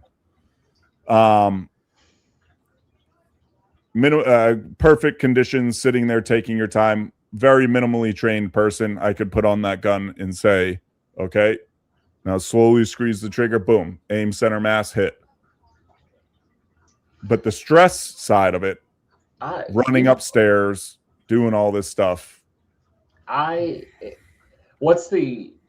could definitely speak on the stress portion. What's the argument, or not argument? Well, at the end of the day, what it really boils down to is what we were asking chat is, given everything we know and everything we're told, do you think he shot Charlie Kirk? All right. Well, that's a whole, in my opinion, that's like two different answers for me. The first one I'll answer is about the stress you and doing all that. I don't really know necessarily how much time he put into shooting. I don't know how much time he's really put into, anything, but there are so many factors. There's so many factors into that to do that in one shot would be crazy. Just because I've seen, I've seen a lot of shooters come through, in all types of different, in my last job before the department. You know what I mean? Like kids that have hunted their whole life, kids that have never done, come across and train. And then not even just that, I also went to, 2-3 marksmanship schools, everything from long range to the stress, including MTC. That was almost nothing but stress shooting, to include pistols, rifles.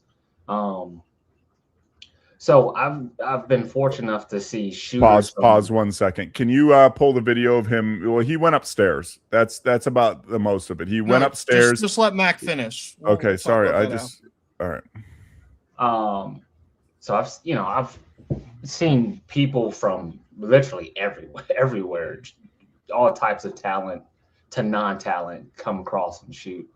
And for him to, let's say he didn't put that much time into shooting, for him to accomplish running up, sure, some stairs, and then also having the added stress of accomplishment, like I have to get this done. The brain, I have to kill someone. Yeah, that still adds a significant factor on the brain, because it's not just sight picture is not just what you see, and it's weird to say it, but it's also what you feel at the same time too. Your eyes play a trick on you. A sight picture, your perfect sight picture can look different if you're stressed out or if you're breathing fast, whatever. You could have the same 10 out of 10 sight picture and you cannot change anything. But the minute up here changes where you're just like, fuck, okay, slow your breathing down. You got sweat, you got this, you got going. That's going to look a little different. So my point is, for him to pull that off in one shot without putting the work in behind, putting some bullets down range and behind the rifle, I feel like that's very unlikely. I've seen some pretty talented shooters come through and do some shit, but you add a little bit of stress to it, you're missing margins. You're missing. Well, you see that even on the exam. People that during everything else, during like practice and everything else, are spot on, and then they have to shoot to score, and they suck. It's off. Yeah. And that's just 100%. That's just mental stress. I'm a pretty, not cocky. I'm a pretty damn good shot. But when it comes down to it, if you're doing competition, or if you're doing like a healthy competition, or you got a stressor or whatever the case may be, something you can hit all day. You're missing center mass. You're like, I have no idea what the hell is going on with me right now. Like, just give me a minute. So yeah, for him to pull that off in one shot, in order for someone to pull that off, they would have to be very, very, very, they have to be cool as a cucumber. They would have to be in that position before. And when I say be in that position before, I mean, they've been behind that stress. They've been in that location. They've used that rifle. They use that optic. They've been at that distance. And they've done that a couple of times to really be comfortable with that. Because that's not a competition shooting. That's an assassination. No. That is taking a life is taking a life, and you're going to take a life. But then we can also but this is even elevated from that. But then we can go into psychological issues, and like you said, being on medications, or even being, hey, maybe he's a sleeper cell type shit. I'm getting into that's just part of what we are, guys. Yeah, but maybe he is a stone cold, like a switch was turned and he just was a, Terminator up there. Who knows? But that's been my biggest argument. Like, is he could have 100% made that shot, but the psychological stress of, number one, it's premeditated, of you being like, I'm going to climb on top of this roof. There's armed security all around here. I'm most likely not going to get away with this.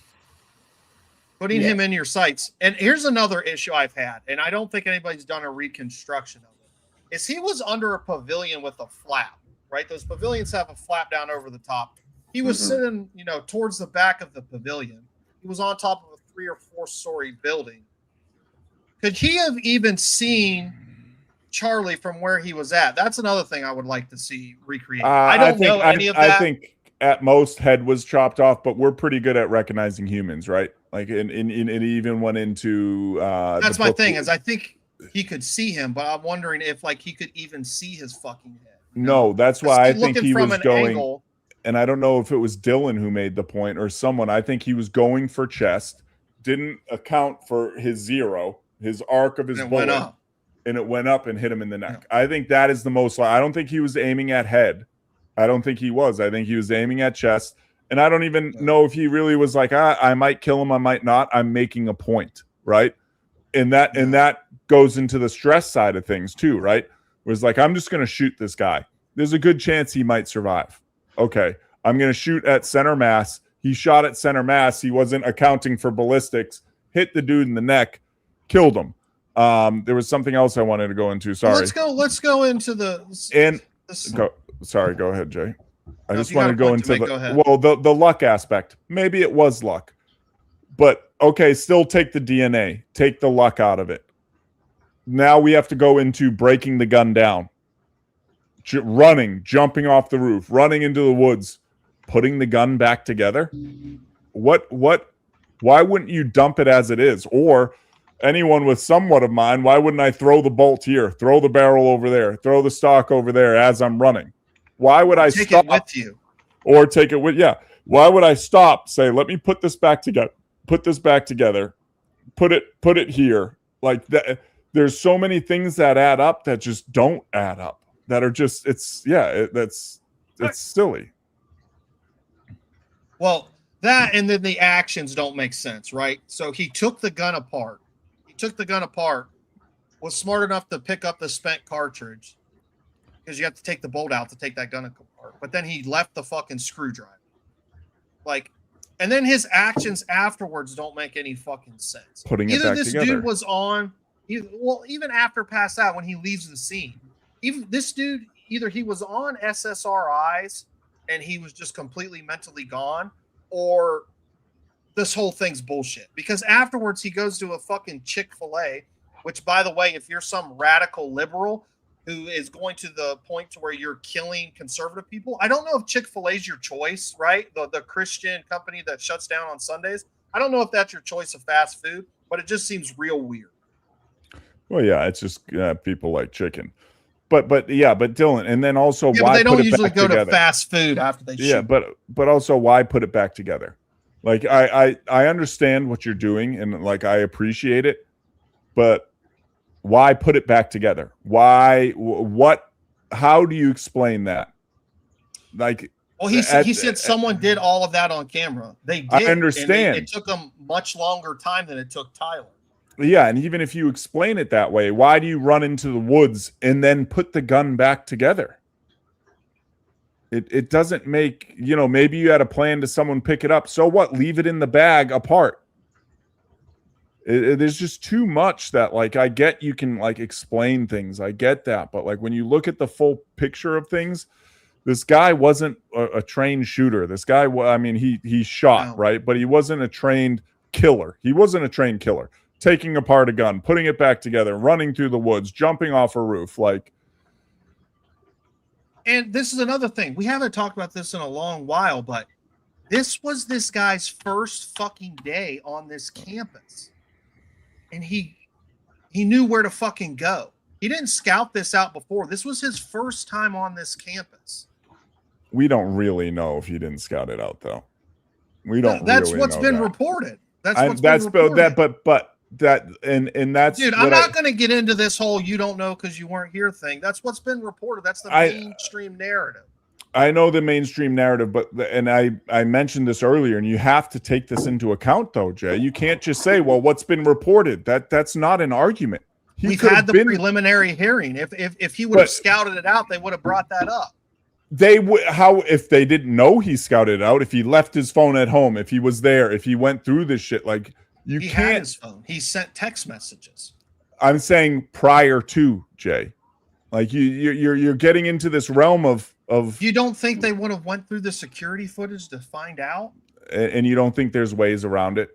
You don't think there's ways he could have slipped through? Like, I mean, it's just kind of crazy to say that it's 100. Here's the thing. No, I don't, because I don't think the guy who was dumb enough to text his furry girlfriend that I just killed Charlie Kirk, to say it on Discord, and to take apart the gun would also be the same person who's smart enough to avoid all the security cameras and sneak in to scout this out, but then not do it when it comes time to kill him. No, I don't think he's capable. Okay.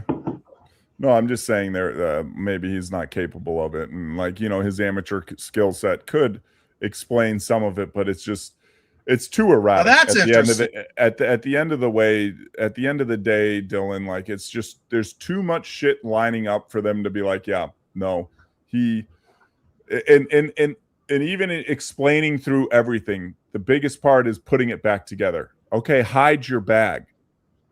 A gun sitting up against a tree is not hidden. No, and he had it wrapped in a fucking towel.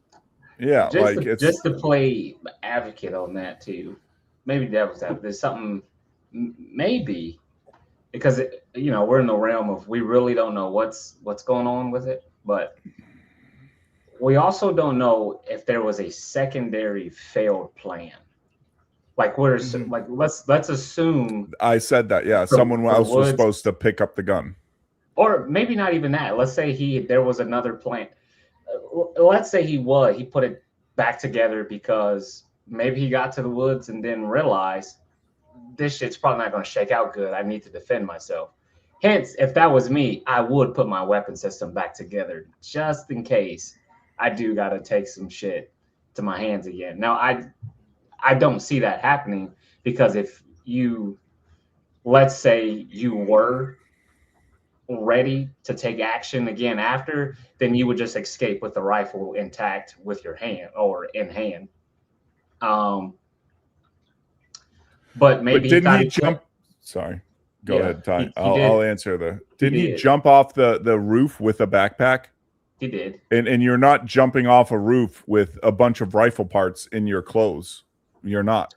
Barrel, buttstock, you're not. I mean, you're not. And it was in broad daylight in a parking lot full of people, and that's another thing. But I do think I can see both sides of it too. If you did take a shot like that, and you realize that you really just killed a high profile person. Even still, dude, you're nitpicking that. Like, I'm not insulting your intelligence, but like, if I had a barrel, a buttstock, bolt, and a sight hanging down, and as big as I am, dropping, something's gonna fall out. I'm not keeping that in my clothes. I'm not saying you. I'm talking. He's responded to a comment, Mac. Yeah. I got you. Yeah. Sorry, Ty. I'm retarded. Remember? Oh, I can't say that word. I gotta pee again. I know it. Yeah, I don't. I think this is one of those situations where chaos, amateur chaos, and fact like mixed together. I think there's just so much. This was so bizarre that there's a lot of things that accidentally lined up, and that's what makes the story so good. Like, it could just be a guy that was just straight amateur, pulled the shot off, and then there was other factors that just made that shit. Like, sometimes that shit does happen. It's unlikely, and there's a lot of things. Like even the shot itself. I know we were talking about bullet trajectory, and I believe it was a 308, right? I know I came into the 30-06. It was I still at 200 meters, right? I still don't see bullet trajectory at 200 meters being that much of a difference if he was aiming center mass. I think, in my opinion, being and let's say getting to the shooter's head, let's say shooting at that distance with all that stress, this and that, and let's say he was amateur, I think he would be aiming for the head, because in his mind, headshot is the best way to take him out to the average person. But what I don't think it accounted for is what we call the ticker time in between there, that let's say 20 seconds before you pull the trigger. That's when you make your most mistakes. That's when you're adjusting. That's when you're breathing weird. That's when you don't account. That's when you put too much finger in there. And so I personally think maybe he was aiming for the head. That ticker time is just what got him. He adjusted too much. He thought, this is my last. And it went down, because naturally it's just a thing. You naturally aim down. You can miss left or right. That's just, either too much trigger pull, up and down. Well, he was also shooting from an elevated position. He also, correct. And if you're already shooting at elevated and you adjust yourself, because humans naturally adjust down, it's 100% going lower. I don't think bullet trajectory really played a big part.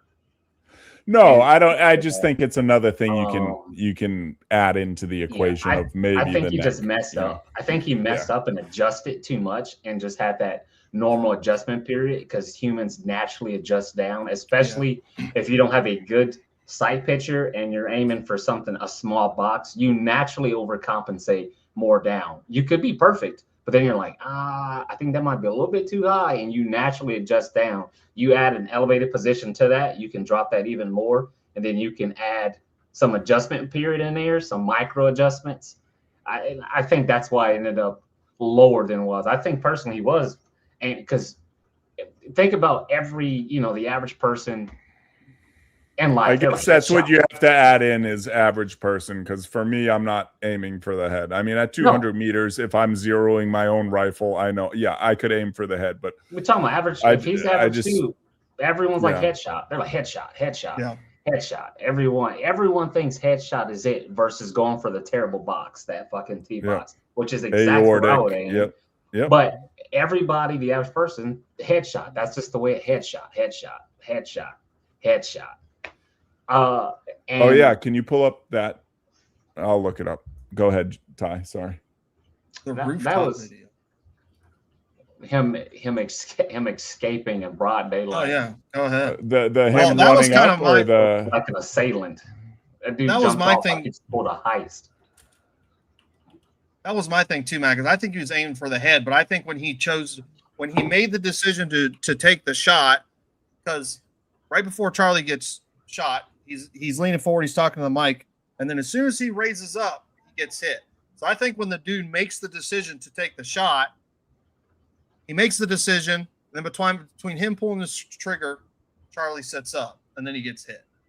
So yeah, I think I don't even know that dude fucking shot him, because there's just so much. Let's say he did. I'm in agreement. These are all with you. long as fuck. I think it was a panic shot. I agree with you, and the reason I say a panic shot is I think he was aiming for the head, and when Charlie Kirk did sit up, in his mind, he was like, fuck, I have to take the shot because he could be getting up. He could be moving. So it was a panic shot. He was aiming there. Charlie Kirk gets up and he goes, oh, shit. And anyone that has shot has done it. They know when they shouldn't pull the trigger and they still do. It's a panic shot. You can feel it. Oh, shit.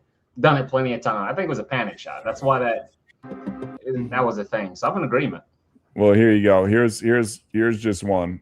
But you see, and even this amount of running will cause you to huff and puff. I can't full screen it. Let me try to zoom in a little. Well, this is after the shot, though, right? No, this is when he's running up. I think, isn't this before? No, I'm pretty sure this is going to be after. Let's just play it and see. Yeah, this is after. Oh, this is where he runs up. No, this is where he jumps off. Yeah. That's after. Yep. The only thing you're gonna find from the rooftop before is him fucking crawling up there before he takes the shot. Well, then there's him, but 34 minutes. There's him like going up the stairs, and he has to climb up, and then even there's the one of it says wrapped in a towel. In the image I'm seeing, I don't know if it's real. Is there's a box there? I think that's the real image, but I think that's an evidence box. Oh, okay. Yeah, because that was one of the issues I had at first. It's like, what the fuck do you mean it's a box? But I'm pretty sure it's an evidence box. But there's a lot of weird shit about this, man, and I don't understand why people are so upset with people questioning the official narrative. Like even just going back to the 30-06 to the neck thing. I don't exploding mic theory. I don't. Wait, what? Stanley, what are you talking about? The mic intact ends the exploding mic theory. I'm not convinced it was an exploding mic. Like, that's just a theory people have thrown out there. I don't know what it was, but I don't know that it was a 30-06 to the neck either. Well, the thing that blows my mind is the two things that blow my mind is he was shot, entry wound somewhere here, right? The shirt blows out, his chain rips off, which wasn't. And you also have to remember, though, you know how those mics connect to your shirt? A magnet on the backside. Do you know how little charge it takes to fuck someone up in a shaped charge? Very, very, very little. You could build something the size of a dime. The size of a dime, probably a 1/4 inch thick, like a magnet, and kill someone with it very easily. It could have been. My only issue with the exploding mic theory is this, because a lot of people, and they're doing it in the chat, they've made the distinction between the Israeli pagers, what they did attacking the Hamas dudes with the pagers, and that's true. But when you do look at videos of those, there's a lot of fucking smoke, and there wasn't any smoke when this happened to Charlie Kirk. Not saying you couldn't use a different type of fucking, I don't know, smokeless explosives or something, but. And there's such thing, Semtex and stuff like that. Very high acceleration, low smoke, low burn. You go into, I think Semtex is the highest. C4 is pretty high. Semtex, I think, is at 40,000 feet per second acceleration. Very low smoke. I get it, guys. I get there's a lot. Like, I don't think the mic, I mean, you could see the mic. The mic itself didn't explode. You know, you go into any level of things, thoracic cavity. Yeah. Okay. That's more realistic to me. He was shot here. And if it was that round we're speaking of, a fragment came out his neck. Okay. Got it. But they keep pushing that he was shot in the neck. They keep pushing that's what I was gonna say. That the wound that we saw bleed was the entrance. It was not. If anything, that was fragment coming out. He was shot in the chest. Even still, a human with a flangeable round of 30-06 moving at 2,500 FPS. You're gonna, it's not a shirt poof because the pressure, you know, like it's, I don't know. There's just too much. Yeah, I'm agreeing that the mic theory is kind of, you know, at first I thought maybe, and then I looked more into it, and I don't think I'm not completely against it. I'm not completely against the mic theory. I just don't know. Smoke could have all gone in. Yeah, anonymous. Yes, in a shaped charge.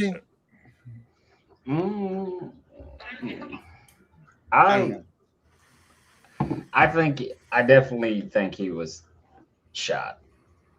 The way that I don't think there was I don't think there was an incendiary anything dealt with that. I don't the way that body dropped and the way that I definitely think it was around. And then looking at both Stanley, it just acted like a bullet. It didn't act like an explosion. I do think I do think it was higher in the throat than the chest. Just the way that the way that he reacted to that round and the way that he had fallen. I do think that, but I don't think he was shot. He was definitely shot. Yeah, I've seen. Do you think it was by a 30-06? No, in my current job, I see I see quite a bit of GSWs from all types of shit. From little, from 9 mils to. Well, I know you're talking on this, and this will go into this. Sorry, Ty, I don't mean to cut you off. I have a problem. But Dylan mentioned bullet cavitate. We get that shot in the arm, pneumothorax. You have to go into angle of shot too. When you're talking about shots like that, that's not a shot going in here. That's a shot from the side. And I think I know the case you're talking about. He was not shot frontal. He was shot from the side, which then still goes into our account that I don't really think Tyler did it. I don't. I think he was shot. Yes. I don't think Tyler did it. Sorry, Ty. Because I'll lose it. That was it. I was just saying he was definitely shot. It wasn't by 30-06. That would be that drop. And that video would be very different if it was a 30-06 in that soft tissue. Now, if it was 30-06 in the cavity here, in your thoracic cavity, and it was certainly near up in the breastbone, sure, maybe, because you have all that bone tissue, you have cartilage back there, you've got quite a bit that could maybe muff all that. But higher up, as soon as you get above the clavicle, all of that is just getting blown out. Sorry, I'm talking to Dylan. I don't know. I'm not. Just keep talking. Don't. Let's see. The bullet traveled up his humerus. In that case, it entered his chest cavity. Doesn't that mean most likely?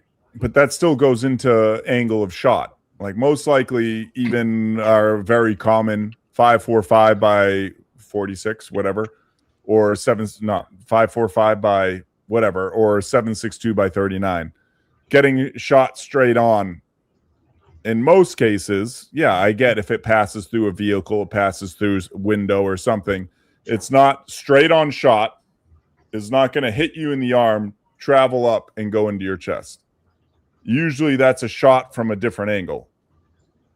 In my argument to this is that, like, they're saying he was shot fairly straight on. What was it? Like slightly off this way, right? Mm-hmm. Slightly off to his left. There's with a 30-06. Well, that and then No. We're always triggered, dude. That's just how we are. You're not triggering anybody. We're just this is how we talk. Like, yeah. People also, don't for anybody who's understand that, interested, I just looked it up. So a 30-06 Remington core lock, 165 grain, only has 4.1 inches of drop. 4.1 at 200. 4.1 inches of drop at 200 each. Okay, I'm a big dude. 4.1 is like that, I'd say. Or yeah, they would be head down. Yeah.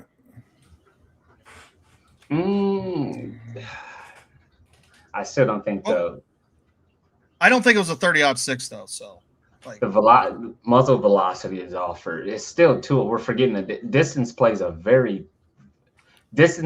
big picture in almost everything. Well, Dylan, all I'm asking is if he was shot from the front or from the side or from oblique angle. Like that's.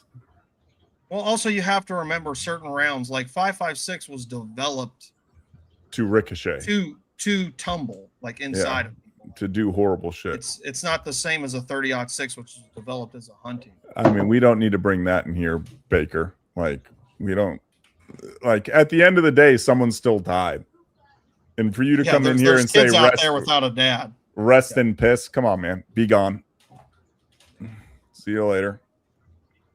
Well, the only people who can rest in piss is child rapists and murder. And hey, murderers. There you go. Like, get the fuck out of here, man. That's crazy. Yeah, I do tend to agree with what Max said. I do believe the dude was shot.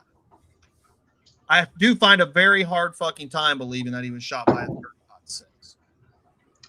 It don't. But then that all goes into, did Tyler do it? It could. I don't know. Tyler. Let's dive down a hole then. Let's say Tyler did do it. Let's just pretend for a minute he did do it. Good point. Let's say a different gun. It's a different weapon system, and that's why the weapon system that was found is complete. That's why it makes sense. That's why it was found in the woods. Yep. Because the weapon that was used was not the weapon that was captured.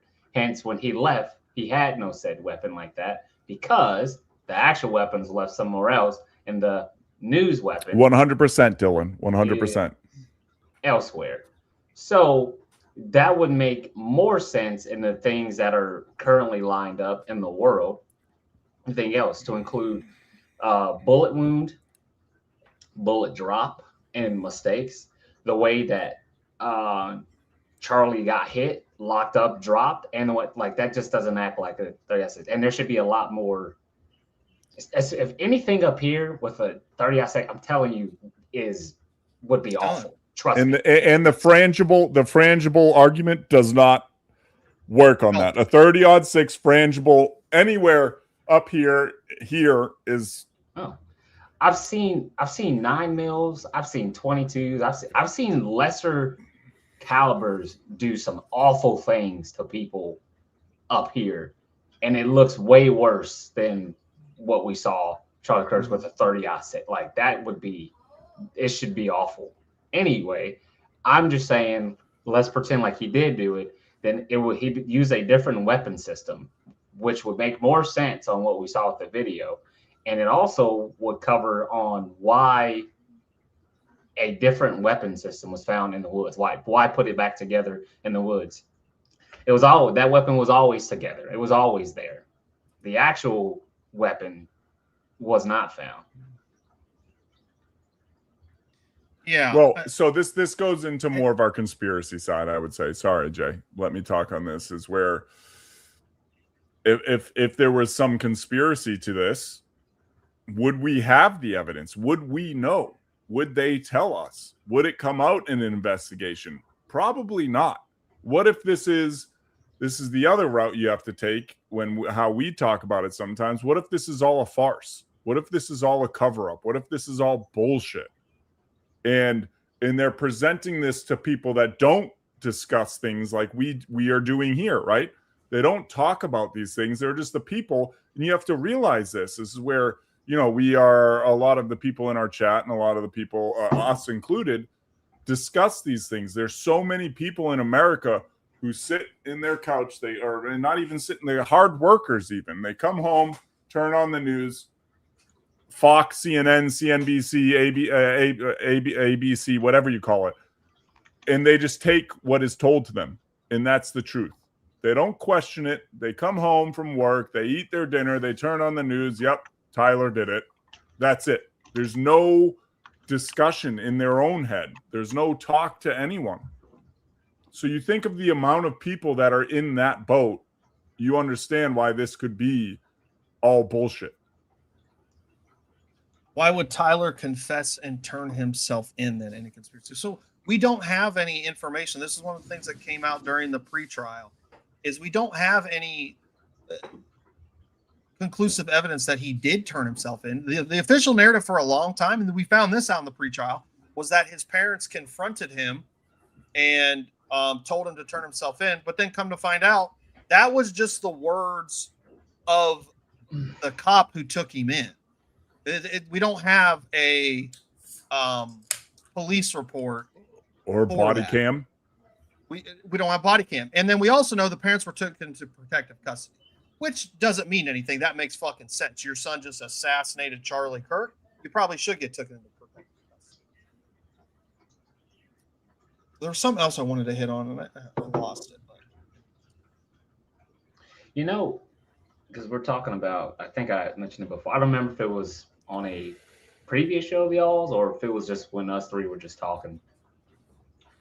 But since we're down this rabbit hole of like, who is it? Why? Who had something to gain? I still find it very odd because I don't think it was an outside. We have all these everybody has an idea of who did it. Outline sources, Mossad, Israel. There's just a bunch of it. And personally, I think a personal favorite of mine is I think it was, let's throw name or parties in there, his own folks. It's still odd. There's been so many Trump's assassination attempt and then his assassination. I'm still on the side that it's a political party. And they would have the most to gain because after Charlie Kirk was assassinated, the amount of political pride that came after that, it almost like his death, people forgot he was dead. Like the dude died. All of a sudden, it skyrocketed to some fucking crazy ass.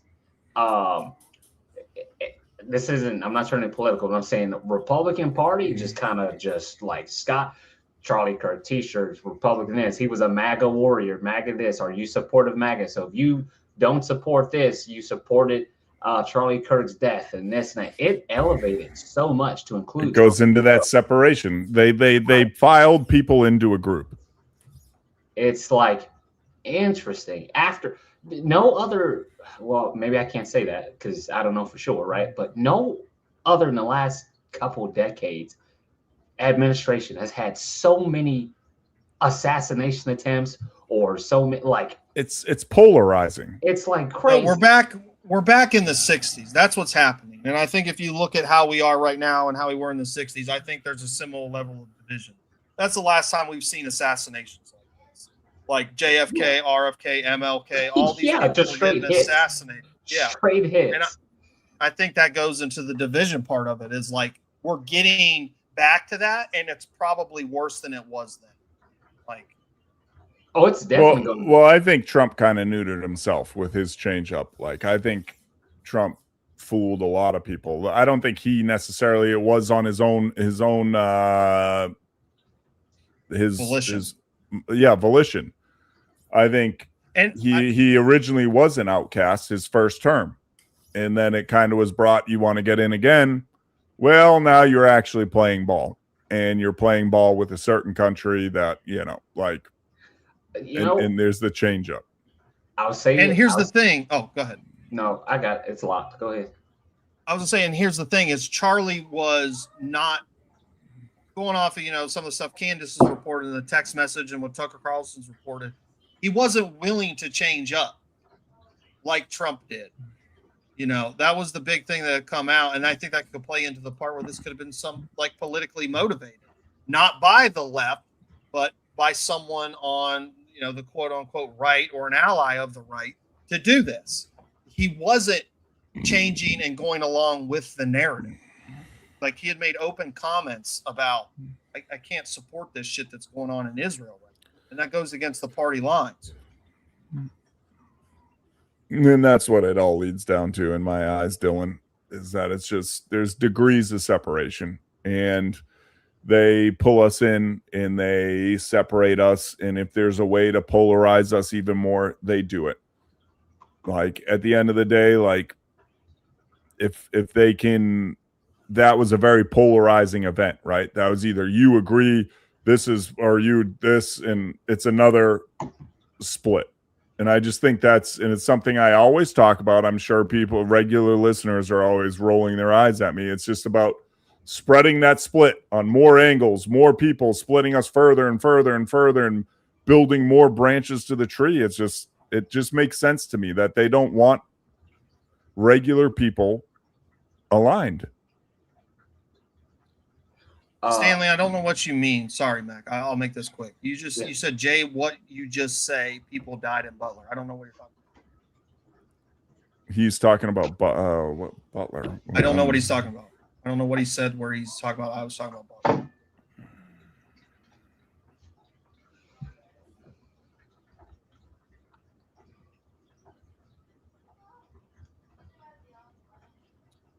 Lunatic, we missed his comment. He said it's all propaganda. He's living his best life on an island.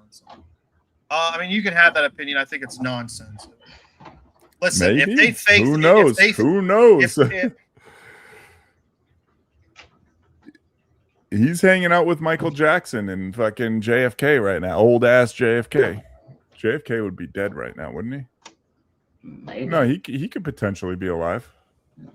They're hanging out with Jeffrey Epstein and yeah, he could potentially. Sorry, I know you're getting fed up with me. That's how I am. I was gonna say, because I was gonna defend, because I've said every time when y'all say Trump fooled a lot of people, and I will continue to say he didn't fool anybody. He was exactly who he was all the time. And I disagree with that a little bit. I'm listening. With that a little bit. I'm listening. This is all right, and this is why. If you look at the man as a whole, and this is why, because we've talked about it before. The last couple of votes, I remember I didn't vote because I didn't agree with either one. I've never voted. And then before that, I didn't agree with either one. So it's not like I'm supporting one side or the other. I didn't think we had any good choices. But this is a thing. If you look at the man, Trump, even before presidency, has been the same. How he runs his businesses, how he treats people, how he does business, so much. So it's like it's all been the same and consistent. It's the same. There was no reason to think that he would be different. No. Okay, Keep keep going. With that being said, he did come in and he said a lot of good things. But I think he was very good at saying a lot of good things. He didn't pull any sheep's or what was it, the wool over sheep's clothing. I don't think he did. I think he didn't trick anybody. He was almost the perfect politician. Hey, I'm going to tell you guys this.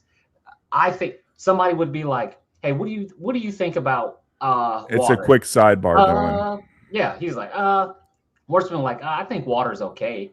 Oh, okay. Trump, what do you think about water? Hey, I think water's great. In fact, I think everybody should fucking drink water. In fact, water's great. In fact, I'm going to give everybody a bottle of water today. Everyone's like, fuck yeah. And then later on, it's been that consistently. Well, okay. I don't want to get stuck on the Trump thing because this isn't the conversation, but I want to say what originally sold me on him, and I didn't vote because I don't agree in voting in a bipartisanship. I just think it's broken. I think democracy is broken, and I have for a long time since I came to a realization, we won't go into that story, back in the early 2000s. I think what sold me originally was I wanted him to run the country like a business, and I thought for once it needed to be ran that way. I think we needed to be pulled out of this debt sleuthing nastiness that is just push everything off, kick it down the road, kick the can down the road, do this. No, we need to bring everything back in. We need to do this. We need to run this country to pull ourselves out of debt like a company. And as much as he's had failed companies, he is a good businessman, and you can't deny that. No, but I'm not saying he's a good person. I never said he was a good person. He's not a good person. No, I'm talking about that too. That's actually what scared me off of him. Because to run a good business, in a business, you do have to make great decisions and you have to make hard decisions. But in a business, once you make those decisions and it fails, or you have to, because you're never going to run a business successfully without cutting some ties, without making some shitty decisions, without failing. That's just part of business. But if you do it in the business, that's okay. That's some lost stock. That's 4 or 5 employees that lost their jobs. That's whatever. With a fucking country, that's millions of fucking people. When you when you run as a business and you're like, what are we losing? 1% of the, all right, 1%'s fine. We can make it up on the whatever. 1% of a fucking nation. That's, I mean, think of military operations. I don't have the thing. I'm aware. That's what I'm saying. That's bad. And make a breach 50%. Yeah, a breach. That's 80. You can have 80%, upwards of 80 to 85%. It's expected. Yes. Yeah. That means to them, if 85% of your forces die in the breach, success. Now, did we take the beachhead? Mwah. But that's 80% of fucking American families that lost their fucking whoever. And they didn't even make it onto the beach. So that's what I'm saying scared me off of him, because the business mindset was just scary to me because of the fact that that's a thing. 1% of a company, whatever, 1% of a country is bad. When you have to make bad decisions for the nation, that's also bad. Like it can't, and I'm with you. The dogmatic nature of the two-party system is trash. Us three have talked about it for years. We all agree. I am not in disagreement. But I did think that the business mindset and I know. Trump runs business. You've never supported him. I know that. Yeah. Scary. You stuck by your guns, and I appreciate it. Yeah, scary ass shit. Just because we see it now. There's so many people. Like how many people are like, yeah, we need to clean up the government. We need to do this and do that. And yeah, the government, clean them up, wipe them out. Who the fuck knew he was talking about national park workers? Because they're technically government. He's firing fucking people that's cleaning up the Appalachian Trail. What the fuck? And that's what I mean. That's that 1%. Like, we need to cut the 2%. Let's cut the 2%. People were thinking the 2% was going to be, you thought he was going to fire Congress? You thought he was going to get rid of, and that's who we need to fire. But that's also, sorry, I don't mean to cut you off. I'm talking to Chad again. Go ahead. Yeah, no, I was just defending, like me maintaining. I don't think he tricked anybody. I think he But- was. Who Well, he was. let me comment as somebody who voted for him. Okay, You so got it. the reason I say I think he tricked me. Okay, I'm not going to speak for everybody because there are those people out there, and I've talked about it plenty, who are just fucking idol worshippers. They vote for him because he has tricked them into believing he can do no wrong. But when I say he tricked me is because if I look at his first term, he did do a lot of what he said he was going to do. I'll touch He was on you, starting the Stanley. process. Keep going. He was starting the process of getting us out of wars. He was not getting into new wars. Granted, he was saying stupid stuff with North Korea and all this and stuff, but he was getting us out of wars. He was working on bringing jobs back to America. He wasn't very successful, but that's because he didn't have the House and the House and the Senate. He didn't have them. This time he fucking did, and he made all these promises of all this shit he was going to do. No new wars. That's my big one. And he came in and he has all the fucking power right now. House, Senate, and the presidency, and he's done nothing. So that's why I say he tricked me. Maybe I'm a fucking idiot, but that's why I say I do think I could see it. I'm not disagreeing with you. Let's drive on and stay on point. And I think he was tricked too, though, Jay. Like, I don't think he just tricked you. I think there's more that goes into that. And it goes into a certain country, and it goes into a certain financial asset, certain things. It's where the money goes.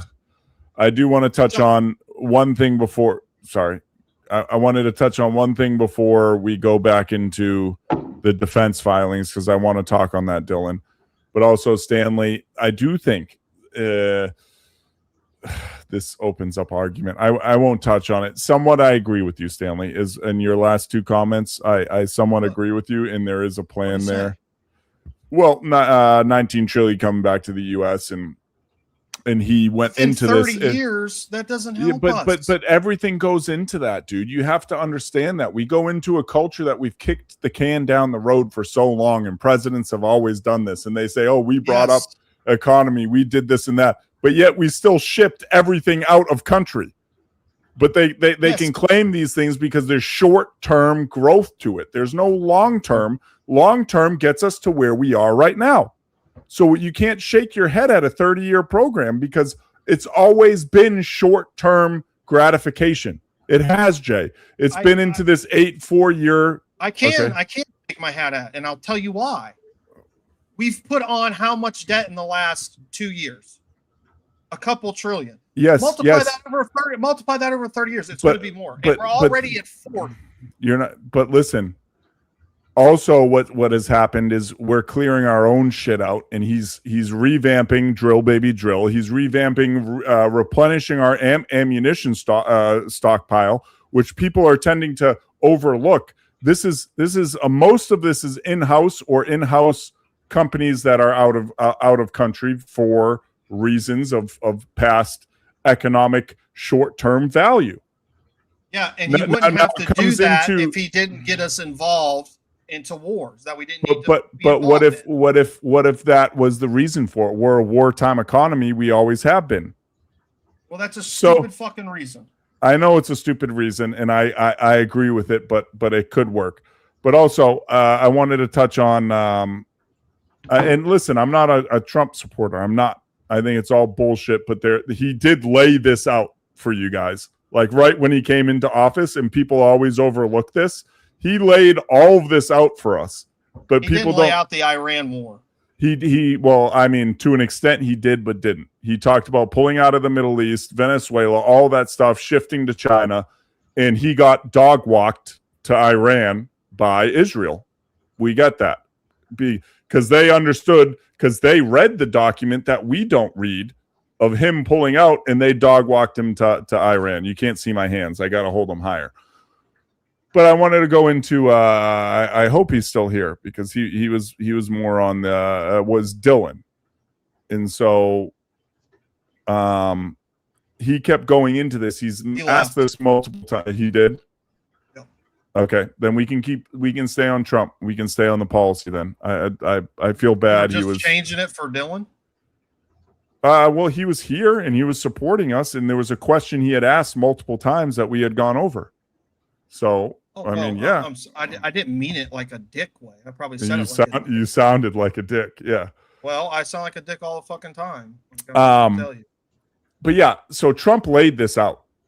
And I think he was dog walked. He laid this out, pulling out of Middle East, shifting our focus to China. In doing so, was his move to Venezuela. And he was supposed to pull out of Middle East, and then it puts pressure on China and Russia due to the oil and everything, because we already had, through what you saw through economic. I forget exactly what he did with UAE and a lot of the other Middle Eastern big names.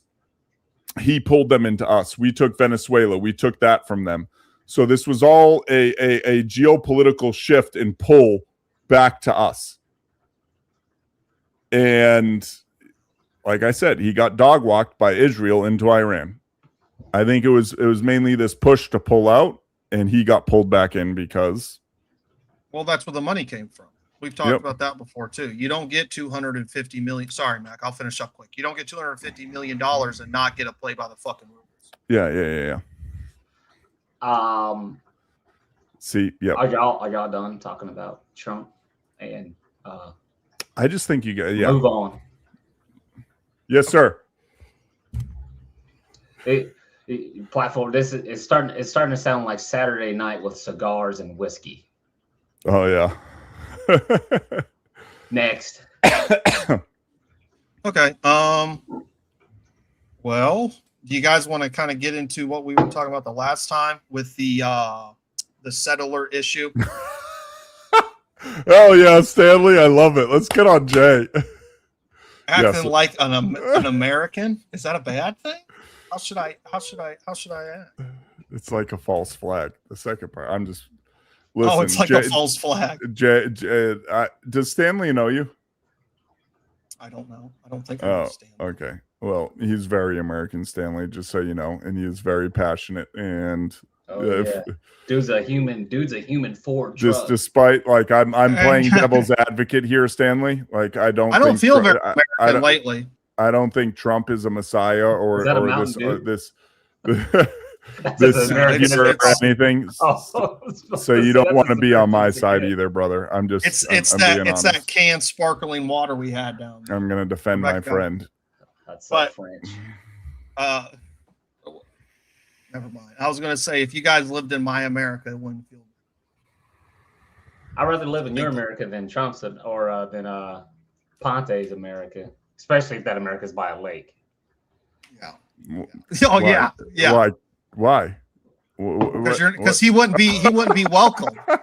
Why? He's welcome. Okay. No. I can tell. Hey, well, let's get that straight. That was a pond or a puddle, not a lake. Didn't matter where it was at. Quex, is that bad? Quex said, I don't think we want to see Jay's America. He wants alien segregation. To be clear, he's not talking about illegal aliens. He's talking about space aliens. And yes, if they were here, I want them the fuck away from me. Ty, what? What Ty? What? But yeah, let's drive on. Let's drive on. We can talk about. This is so disrespectful. He said that Jay dude is giving off some Napoleon. By the way, you spelled Napoleon wrong. Dynamite. That's so disrespectful. What is that? Neapolitan dynamite. What a dick. All right, I'm for it, lunatic. Don't let these guys bully you. Tell them they're a piece of shit. That fucking Neapolitan dynamite, dude. That's a good flavor. There's no tea in that. Just so you guys know. We know. Did you send me something? No, I'm working on it, figuring out which one. Here we go. I wanna pull up. But this whole Charlie Kirk stuff got started, Mac, because we were kind of talking about that debate that happened between Candace Owens and some dickhead. He doesn't pay attention to that shit either. He's like me. I know, but I was just saying that's yeah. That's what we were talking about.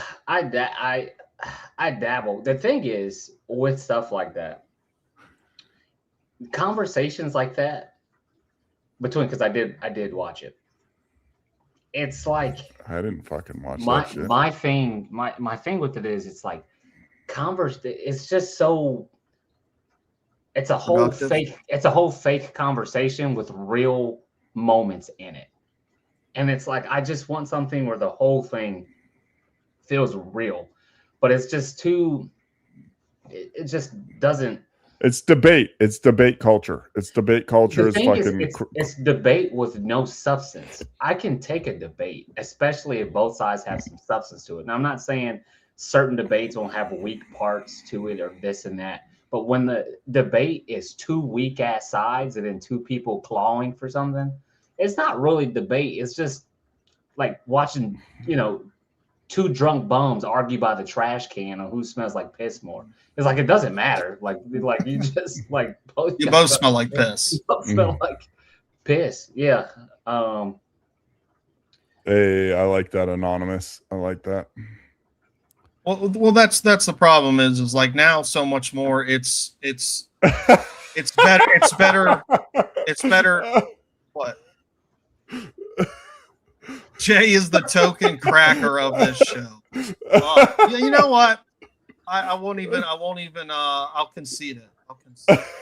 Since we're talking about debates, I'll concede it. Oh, it always does my heart good when we can shit on Jay. Just What are But if you say too much, I'll threaten to kill you. So I want to don't. Shut up. You got it, buddy. You got it. Don't pull up that one I sent you. I kind of wanted to start with something different. So we had talked about the settlers and that the family over there who was getting besieged. Know what nonsense is. Okay. I don't know what you mean. But anyways. Most of what I say is nonsense, so I don't know what nonsense is. Sorry. About 95% of what he says. Yep. About 98% of what he thinks. Have a good night, sir. Adios. But I wanted to go into this because this is coming out of Reuters, and there was also an article from the Israeli Times talking about it. It's about the U.S. wants Netanyahu to condemn the settlers' siege in Palestine. So I thought this was something good that that was coming out about this. It says the U.S. is pressing Netanyahu to condemn it. Now, will they condemn it? Probably fucking not. As we've seen plenty in the past, this shit just gets allowed to happen, but at least it's being fucking acknowledged. So I wanted to show. Start fucking killing people and recording it on Facebook Live. You know what's real. You know what's real fucking funny. You know what's real funny is you'll try to censor yourself when you say the word retarded, but then you'll say shit like that. That's what's great. That's just how I am. And Stanley, you're gonna get people. You're gonna get people going. Oh. Islamists versus Christians have a serious conversations. Islamists versus Christians around the world. Oh God! You got to give something more than that. But yeah, that's kind of broad. Yeah, there goes the night. I got it. I got an interpretation for you too, Quex. I'm ready. What would Quex say? He will end the stream again. There we go. Don't get me started on Islam. Depends on what point in history. It depends on who gives a fuck. Can't we all just talk and be like, hey? We engage in that right now. Y'all know that's tonight, right? So it doesn't matter whatever the fuck else you have left. Okay. We'll pull up the video. It's 2.5 hours. I can't. I gotta go to the gym. He can't, Quex. I mean, I will. Fuck it.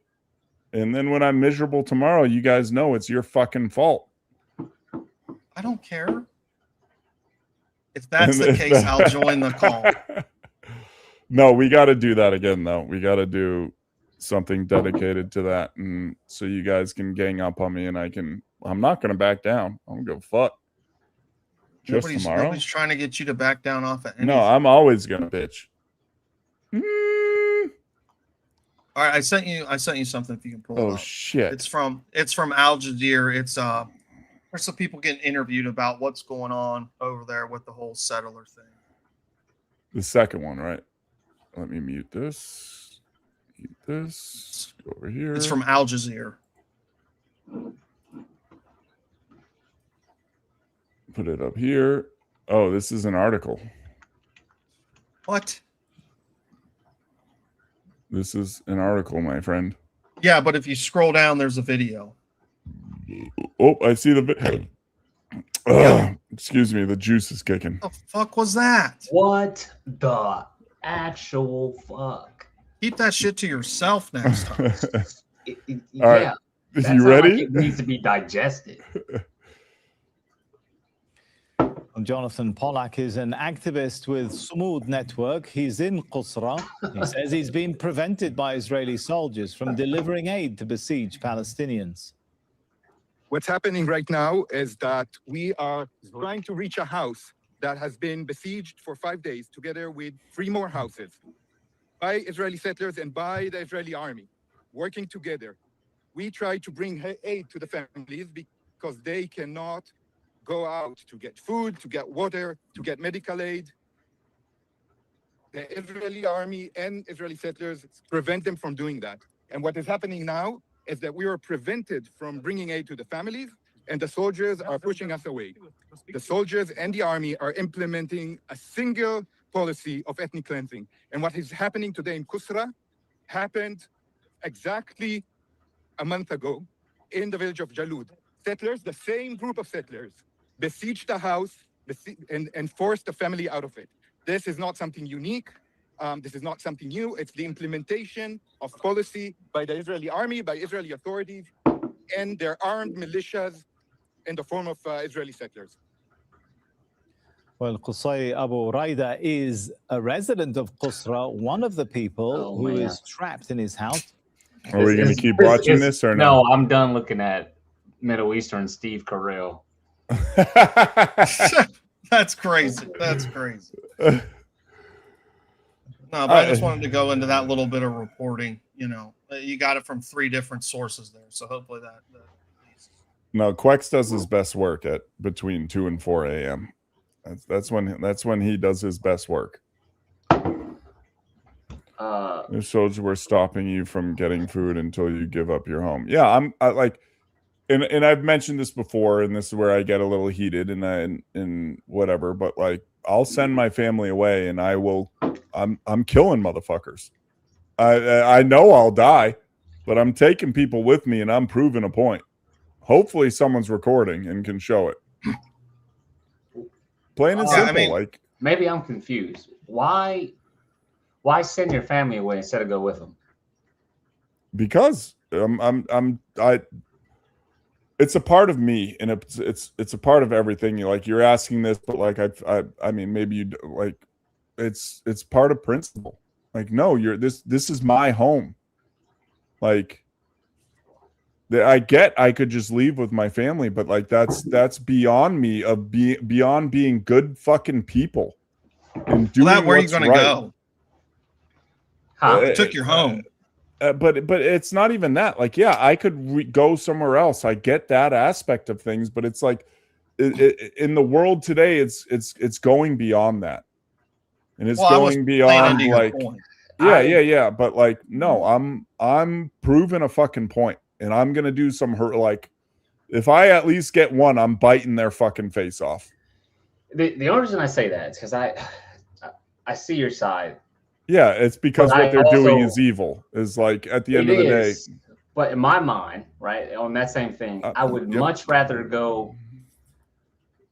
I do agree being good people is one thing, but I feel like I also have a responsibility because there's far less good people than there are bad people. I feel I have a responsibility to raise mine to be good people. If I am dead and I send my family away, where does that put them? That puts them in a world with nothing but bad people without me. But that also puts my kids being raised in a world full of bad people and not a dad around to raise them to be good people. I feel my responsibility is to continue that fight. Like one of those live to fight another day. I could stack bodies along the way. I can teach my boys to stack bodies along the way. But I do understand that principle too. But I much rather stick by my guns and raise the boys to be good people, but also raise them to stack bodies along the way. That way, in X amount of years, there's 3 good people that can stack bodies for the I guess I'm just, I guess I'm just more sick of it. I'm just sick of all the bullshit. Like, No, me, like, and I guess my kids are older too. Like, hence they need you more. No, they'll remember more. They'll understand that I fucking. You would rather turn them into martyrs and raise them? No, not martyrs. I wouldn't turn them into martyrs, and that's where it comes on the mom side to explain things and explain where what I did was not to be a martyr. Sorry, I'm not laughing at you. I was just thinking about them eating like Doritos, thinking, damn, that was fucking. No, like I'm just sick of it, man. Like, yeah. and it just, and then you get kicked down the road, and you're another can getting kicked down the road, and it continues this thing. You can stack bodies along the way, but then you're showing your kids along the way. You keep leaving, you keep leaving, you keep doing this, you keep doing this, and it brings them into that same thing that we see today. Leaving it brings where? them into the same. What? Like, oh, if you keep leaving, I can stack bodies along the way, but I'm going to leave. I'm going to not stand my ground.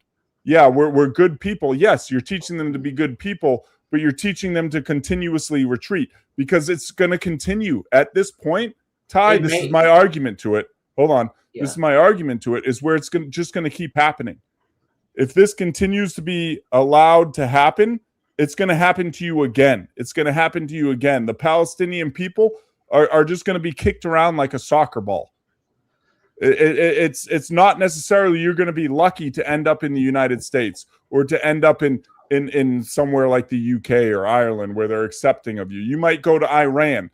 You're kicked down the road again. You're kicked down. So if you take that mentality, all it's going to end is in just the same thing. So they're bred to be good people, but they're bred to be okay. That's enough. We're good. That's enough. We're good. But the argument could also be in the opposite fact, because that is unknowing. I would say you do not know that it will keep going. Look at history, modern history. Not even. I'm not going into. Sure. Go ahead. But that does not mean it can't. One of my things is that does not mean it cannot change. I'm an optimist, and I'm a firm believer. There's the difference. I'm a pessimist. I'm an optimist. Yeah. If that doesn't necessarily teach them you're backing down. The problem is, again, there is more bad than good. Aimlessly, it's not aimlessly. That's what I just said, Quex. We have to continue to make more good. There will eventually be a point where you have enough good. Me by myself, I have to retreat. I said modern history, Quex. I'm watching it because I know you're going to be chiming in here. Me, myself, I would have to retreat. You raise 2 kids, then you got more. And then you have more. And then you have more. It's to a point to where you no longer have I'm not having any more kids. No, the point is we're talking about people. We're not talking about your family. You're thinking one family in a sea of many. I'm thinking about how each one is connected. If us 3 are in the same place and shit hits south, I'm not, let's just say apocalyptic type shit. I'm not trying to survive by myself. I'm 100% calling you two going, how the fuck are we getting ready to link up and hold our ground? And with that being said, it's the same fucking mindset. Yes, for a while, we probably will have to keep moving back and keep moving back and keep moving back. But it's for the principle. My principle is to get to a point where we cannot. And we have to believe we can get to that point. Otherwise, I'm just one fucking dead dad. I'm one dead dude. That's it. I get that side of it too. And then my kid, what? They're what? Always remember dad. He got fucked up when they're gonna die too because I didn't do shit. Yeah, they're gonna get radicalized. They're gonna get 100%. And they're gonna die from a dumbass cause. I'd much rather be there along the way, teaching. Check it out. But it's not an ego thing. I want to say it's not an ego thing. It's not an ego thing. It's sorry. I'm okay. Keep going, Ty. I'm sorry. I read when I'm yeah. But that was it. My argument is that I look at it the other way. Yes, we will have to keep retreating a time and a time, but there will be a time we do not. And that's I think it's time past that I look point. forward to. I think it's past that point. I do. I don't think we've tried. I don't think it's been tried. But I don't think we have the ability anymore. Yes, we do. We just don't want to. We just have too much of the we can't. We have too It much. hasn't become too. We haven't we're had not to get desperate. that desperate. Yeah, It's not that we can't. When they take your kids, so you're not martyring yourself or whatever you want to call it, and they take your kids through the government. They take your kids. Nothing you can fucking do about it. There's some new CPS thing. They take your kids. They take your job. They put you on the fucking street. Like I think we're past that where it comes to when we're talking specifically about our government, right? Where I don't think there's any realistic version of a revolution anymore. Unless we all don't pay taxes or any of this shit. I think it comes down to they have us fucking locked down, dude. You have a house over your head right now.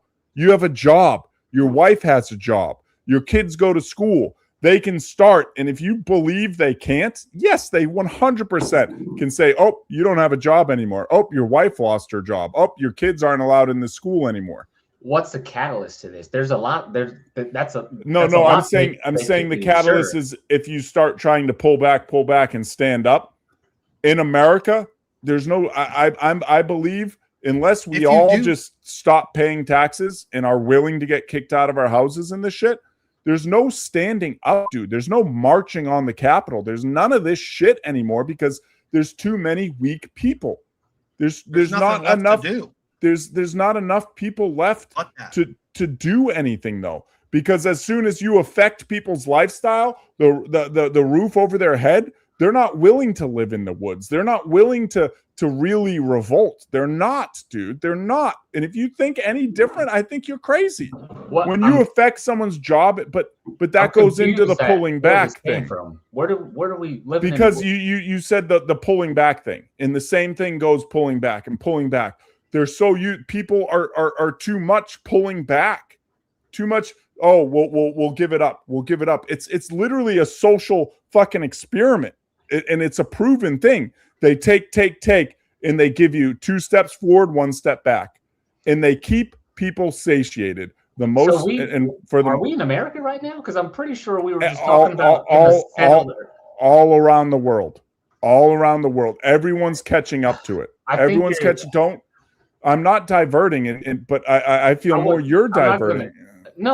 I'm saying it's along the same lines. Yes, but the time is different. I can't, in my head, I cannot and will not see it different for different times. Right now in America, life is as it is. Yes, we do have a house. Yes, we do have a job. Yes, we do have food. Okay, however, now apply that to the Middle East. Where it comes, your house is taken away. Your house is taken away. Yeah, I keep pulling back. That's a different desperation. That's a different point. The point is, one is a survival desperation, and one is a living. There's a difference between thriving and surviving. Right now, we are thriving. In the Middle East, they are surviving.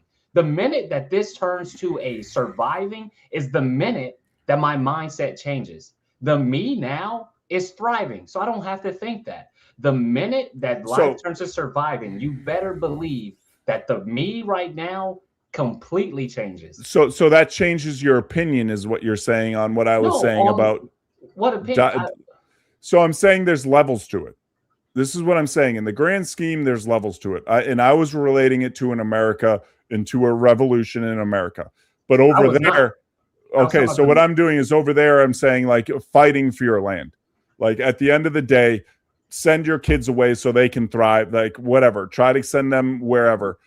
But there's a certain point where people need to stand up, and they're in a position where standing up is more effective than where we are in America, because we're past that. I'm sorry, comments, we've probably missed a lot of stuff where there's levels to this, and I'm trying to compare it. I'm not talking about here in America dying. Like I don't need to die and send my family away. No, there's other things like not paying taxes, which I can't do alone. I wouldn't send my family away though. That's where we got on this. I would, if I'm going to do it, my family is going to stay with me, and it is what it is. I'm not sending them away. If we're going to fight, and if you're the person, if I'm the person that's saying out of principle, I'm fighting for my land, then my family is staying with me. If you're going to teach them, then fucking teach them. If we're 100% talking about teaching and out of principle, then keep your family with them and show them the fight principle. Don't send them the fuck away and then you stay here See, for me, it's more of the probability of them surviving and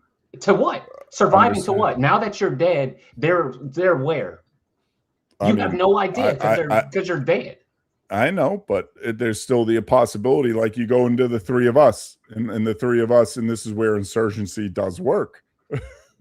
and it is effective. And the U.S. has learned this multiple times. We've had to leave countries because we can't deal with insurgency because the fathers are killed.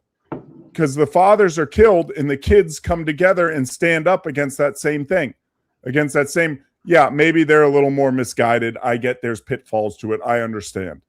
But I think there is a way of passing on things. Like we're not doing this for jihad. We're not doing this for like there is a way. And I guess, you know, and Jay's kids are a little older too. I have imparted more on my kids, even though they're still assholes sometimes, of being good in my fundamentals of being a good person. And there is a way to pass that on. And I feel like there's only so much we can step backwards. And I think we've well surpassed that as regular people compared to the oligarchy, the politicians, compared to all this shit. I think we're past, and that's where my argument comes in, right? Like, I completely understand your argument, Ty. Like, I get it. You're not wrong, right? I'm not saying you're wrong. I just think we're past that point. I think we're past the point of taking a step back, reconsolidating. I think it's just happened too long. And there needs to be a time of action. And that's where I'm coming from is like, now is where people need to start pushing back, because it's only, as Jay says, it's only going to get worse.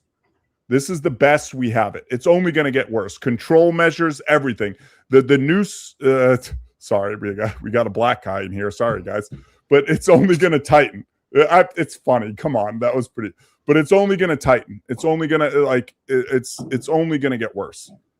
And this is where I think people need to start making, especially with media, say in Palestine, these dudes need to start capping motherfuckers. Need to start bopping these dudes. And if media is real, it's going to make it to us. And everyone else in the rest of the world is going to say, no, these dudes aren't just getting pushed out of their land. They're fighting back and killing these motherfuckers and saying enough is enough. I think now that I think you just have to clarify a few things, because there was a jump. We were mainly talking about over there, and you were kind of talking in general. I still think you said now's the time for action, which y'all known me a long time. You know, I'm always down to clown. Like if we talking about doing smooth rat shit, or we talking about doing some down to clown with some trigger time, I'm about it. But I also think, and I'm thinking about this in the grand spectrum of stuff, especially people with families and shit like that. Taking action is a great idea, but I think taking action with no plan or organization is dangerous. Yeah, because you're. What happens when let's equate it to there and the U.S. Let's say we take action right away, but we have no secondary plan for when they go, okay, fuck it, y'all want to. Now that you guys have pushed back, we got something else for your ass. Well, shit, I didn't think about that shit. So I don't think necessarily taking action is a bad idea. I'm down to clown, but you 100% got me there. And the reason why I say that, why you 100% got me there, right, is like I have people like you guys in my life. I have my brother. Like I have people that when I say this, and that's why you 100% got me there, is where like I have role models outside of me. You know what I mean? Like in that are in my life, are a big part of my kids know you guys. You know what I mean? So it's like at the end of the day, I know I have people like you guys who'd be like, hey man, like and step in and check in and all this stuff.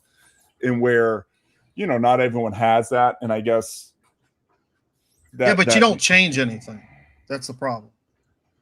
But as we know with social media and stuff, sometimes one person can change a lot.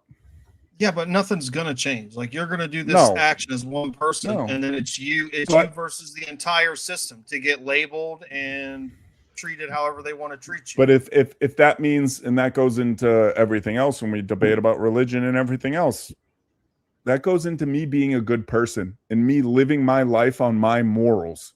Okay, like that's another level that I wanted to get into, and you just segmented it perfectly. Is like there's a certain extent of stepping back to where it becomes of living your morals, and stepping back is sometimes like, no, man, like I'm done people getting abused. I'm done with like all this bullshit. Like at some point, like to me, it's as me as a man and how I believe in what I believe is being a good person. And part of it, yeah, sometimes being a good person is taking a fucking life. Sure. I agree with that. And that's where in my core, even if and it goes into, we're not going to get into it, the religion talk. Like if I go to hell, I go to hell. But me in my life, I am content because I stood up for what I believe. And I stood on that. And I think too many people say, I believe in this and I want to believe this way. Will they act on it? No, they won't. I don't disagree with that either. But I agree. Go ahead, Jay. I was gonna say I agree with what you're saying. I just the broader picture does not. No, I see the it doesn't pitfalls in matter. it. And even Yeah. like going back to like the kids, like nothing you said matters. They don't give a shit about that. Like you talked about what you taught them and all this stuff. At the end of the day, the thing they're going to remember the most is their dad died. Like all that other shit's out the window at that point. The other side to that too is you teach your kids, you try to imprint on them. So you teach them the little bit of you, all the good things of you. That's the real goal, is you try to imprint all the good things and maybe 2% of the bad shit in you too, because it's fun. Oh, they pick up on that. In you to give it to them, right? But if you die and they're young enough, they have so many more years to influence everything. Let's say you influence them for their first 8 years of life. They still have so much more life ahead of them. All the good shit that you taught them is going to get pushed out by the time they're 15, because now their dad's gone and now they're living in some Civil War type bullshit. And they're just like, Dad told me to. I get that. Do, I honestly, 100% I get that and agree with it. And Quex, I get that too. And like I get where like I need to stop comparing shit to that. I completely will step back and understand that as well. Like sorry, I'm replying to yeah, I got it. But I completely agree. But at a certain extent, it goes along the levels of like in something, you know, I think more people need to work on is I can't care for other people if I don't care for myself. So if I go through life knowing I didn't stand up for my morals and didn't like, I think that would affect me. Like if I knew, I think it affects people. And I think there's this chain effect that is going on in the world. And I think that this is just, I when I look at patterns and I see what's going on and I will, you guys know, I don't like history. I don't think history is accurate. Even going back to World War II, I don't think history is accurate. And so like I go off my own understanding, my own experiences in the world. And I can't help but see there's this trend, and there's this trend of people who are saying that like, yeah, I believe in this, but just keep taking that step back and not saying that's you. I'm not relating it to what you said, Ty or Jay. I'm not. Like, I get what you're saying. But at the same time, I feel like I've done so much of that in my life to where it's like, nah, man, I'm fucking, nope. Come try to take my fucking house. And given I still pay a mortgage, I don't really own my house, but like at the end of the day, in a situation like that, again, we live in America. I get that. But I want to pose a question because we've been on this for a while. Yeah. Do you think we're getting to or are in a point in America where it's getting to the point to where if you are wanting change, that's the only option? And do you think Americans could be successful? Only option what? So sorry, you have to clarify. I'm 6 beers in. A revolution. Like there's no. So to answer your question, sorry, I wasn't cutting you off. I know I always do it. You know that. I don't think revolution is what we see it as, relating it to the past, right? Like there's no taking up arms and marching to the Capitol or, dumping tea in the harbor. I'm from Massachusetts. So, I think it's more of a systematic or a, what's the word I'm looking for? Is it system? No, not systematic. Like a proxy effect where it says people need to come together, but they're not going to fucking do it, dude. Not pay taxes, not pay property taxes, and not let people kick them off their land. It's not like the typical we're going to stand up against our government. It's not that vision anymore. It's a vision of, and now we're probably going to get, NSA is probably already watching me. It's fine. But like, it's more of the not paying taxes, not paying into the system and showing, listen, you guys need us. And there's that fine line, right? Like, and that's where it takes almost everyone to buy into it. Okay, violence isn't the action anymore. Well, okay, that's a good answer. The only thing I would add is I think society is going to quickly get to a point. We see this with AI and what they tell us about the jobs to where they don't. Where, say that again? Sorry, I didn't. I said where society's going, and if we look at predictions of how many jobs are going to be lost to AI and all this other stuff, we're quickly getting to a point that doesn't. I don't think that proves your point. That we're going to quickly get to a point to where they don't need us. Well, that also goes into the point you've said a lot of times. It's as good as it's going to get. And that's why I say now is the time for action. Because yes, AI is, and they probably could already implement it on a scale that so many people could leave their jobs and they wouldn't have to pay them. But that's when it also comes into, it's an amalgamation of not paying taxes, not going to work, and yes, standing up. Right? Quick, like when they come to take your house, when they come to, community. That's a big term here, right? Community. And we don't have that. So why do you think they've affected community so much? Why do you think they've split us at so many levels? Because you and your neighbor can't get along. You and your neighbor can't say, let's lock down this neighborhood. All of us. Let's lock down this. If they come in here, they have a defensive position that we have to assault. But you don't think we can do that right now? I don't think we can. No, I think we're raped. I actually, surprisingly, but I actually think the opposite. I don't think systematically is the way to go. I don't think systematically will work. And the reason for that is there's too many. Can I say something real quick, Mac? President Obama is in the chat, and he says apparently he's also gay, or his friend is gay, and he thinks Mr. Pete's.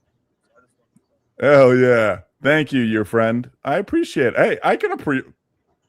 Thank you, President Obama. Thank you for stopping by. You're President Obama's friend. Thank you. I'm not gay, sorry, but I appreciate your comment, and I accept debatable. That's fucking strongly debatable.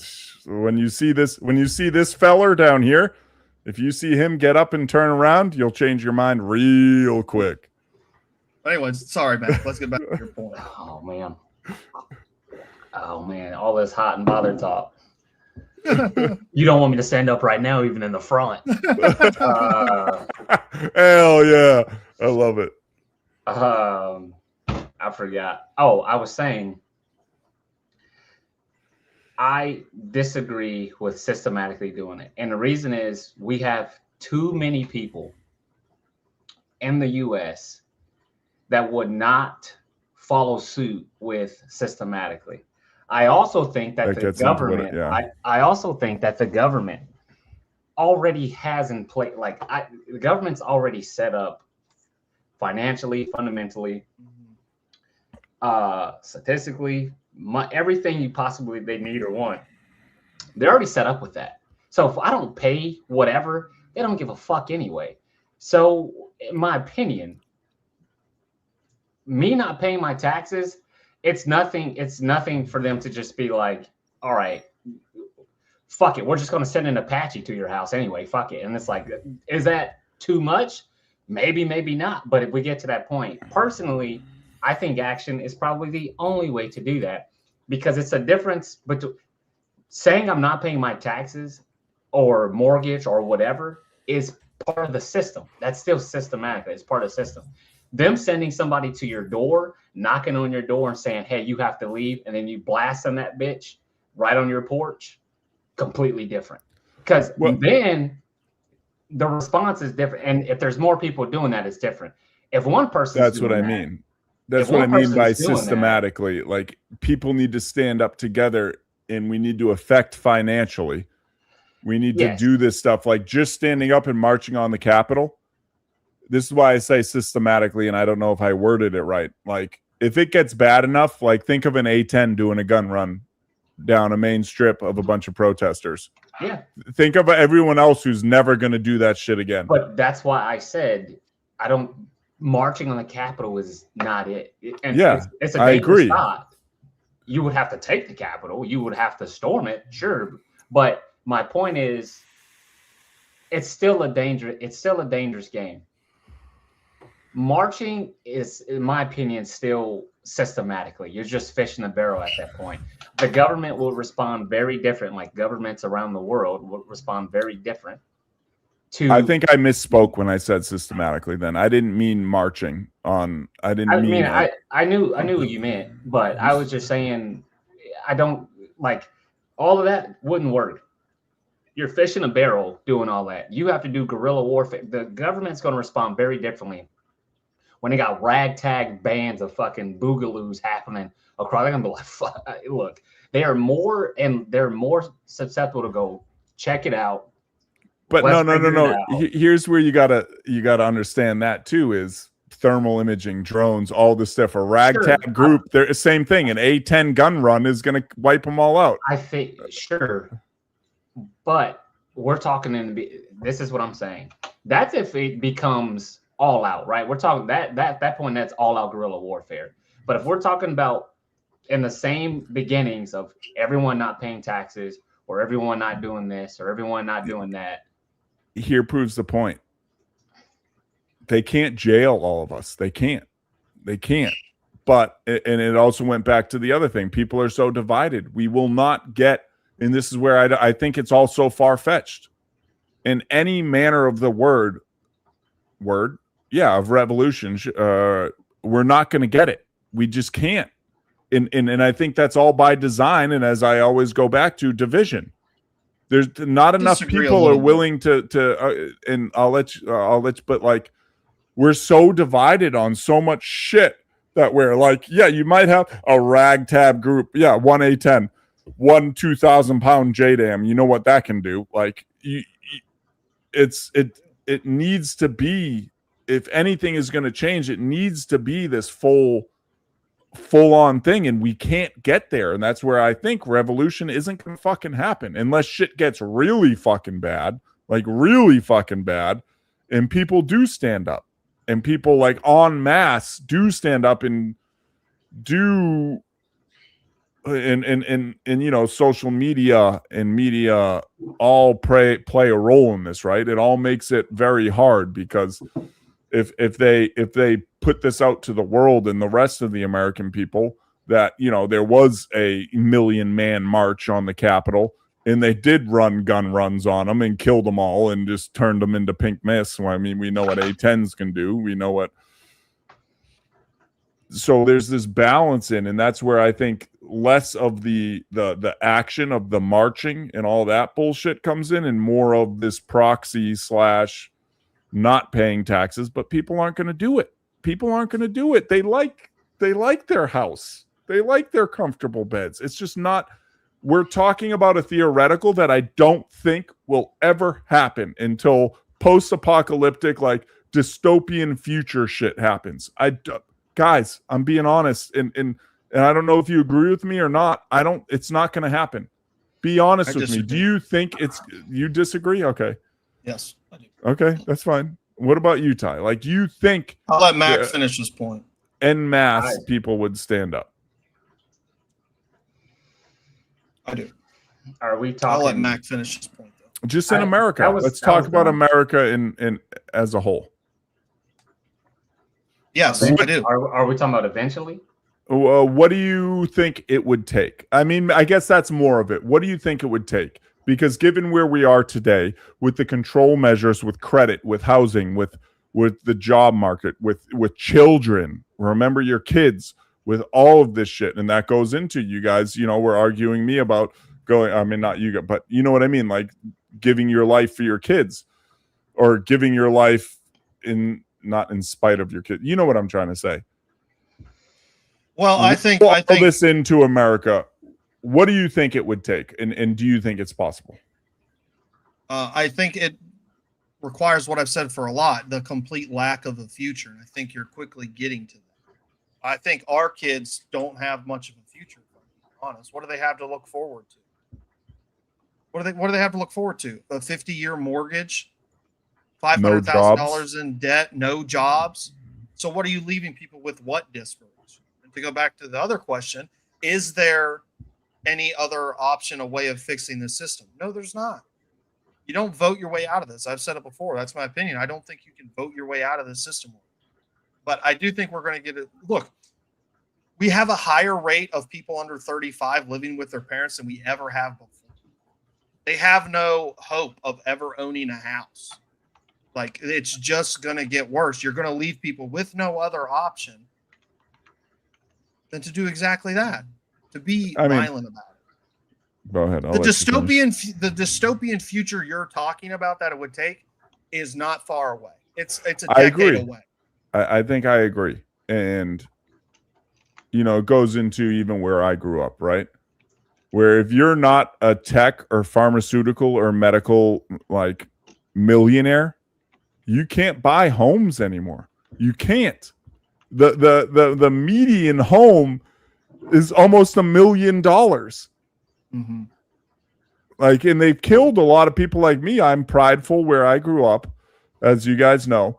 There's plenty of people, and they just can't. They cannot live there. You cannot fucking live there, and that's going to happen everywhere. But I still think people are too fucking comfortable, and I think that's been the whole push all along. Is two people are comfortable in this dystopian shit. And I think we saw it in the military. We saw kids coming into the military, and yeah, there's the few that stick out and shine. And you know, I get the term drastic means or whatever, like would cause people stand up in a time of need, like people come out of the woodwork and stuff. I just think you say it's the best it's ever going to be. And I think we're like over that hump of the best it's ever going to be. The best it's ever going to be is way fucking behind us. And I wanted to talk on Gen X. That's not what I say. I said this is the best it's ever going to be here on out. As in, right now is the best it's ever going to be. Not that the best it's ever has been. I know, I get that, but I'm also, and you know, I was going on the trucker things, but like, and here's the thing where they built in this backstop to that Gen X is that like, there's all these people on call that don't have trucker jobs, that as soon as a job opens up and as soon as they can by necessity reduce the need and up the pay, you don't think people are going to take those jobs? You don't think people who want to pay and don't really give a fuck, they just want the house over their head, they just want the nice car, they want their, you know, yeah. And it goes to any level of it. There's so much room for reduction in our economy when it comes to the working force. There's so much room to pull it back, especially with AI, right? There's so much room to pull it back, and I think it's built into the system where they can pull back. And yeah, if we lose, you know, 10 million out of the workforce, we'll be okay. We'll be just fine, and we'll prove our point, and people will shut up. Two steps forward, one step back. I don't know if I'm touching on your point properly, but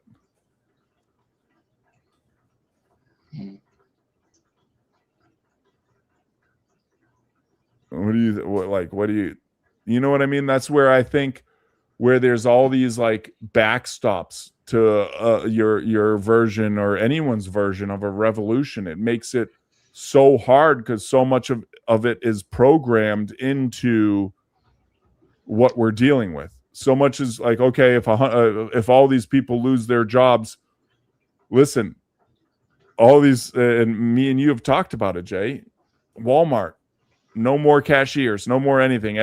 We don't do this anymore. You have to pick it up outside or you have to get it delivered. Yeah, but I don't know that plays into your position that people wouldn't act up. They're not being jobs. No, I think they would act up, but it's too easy to shut that down. And I don't think it is necessarily. And that's where we disagree.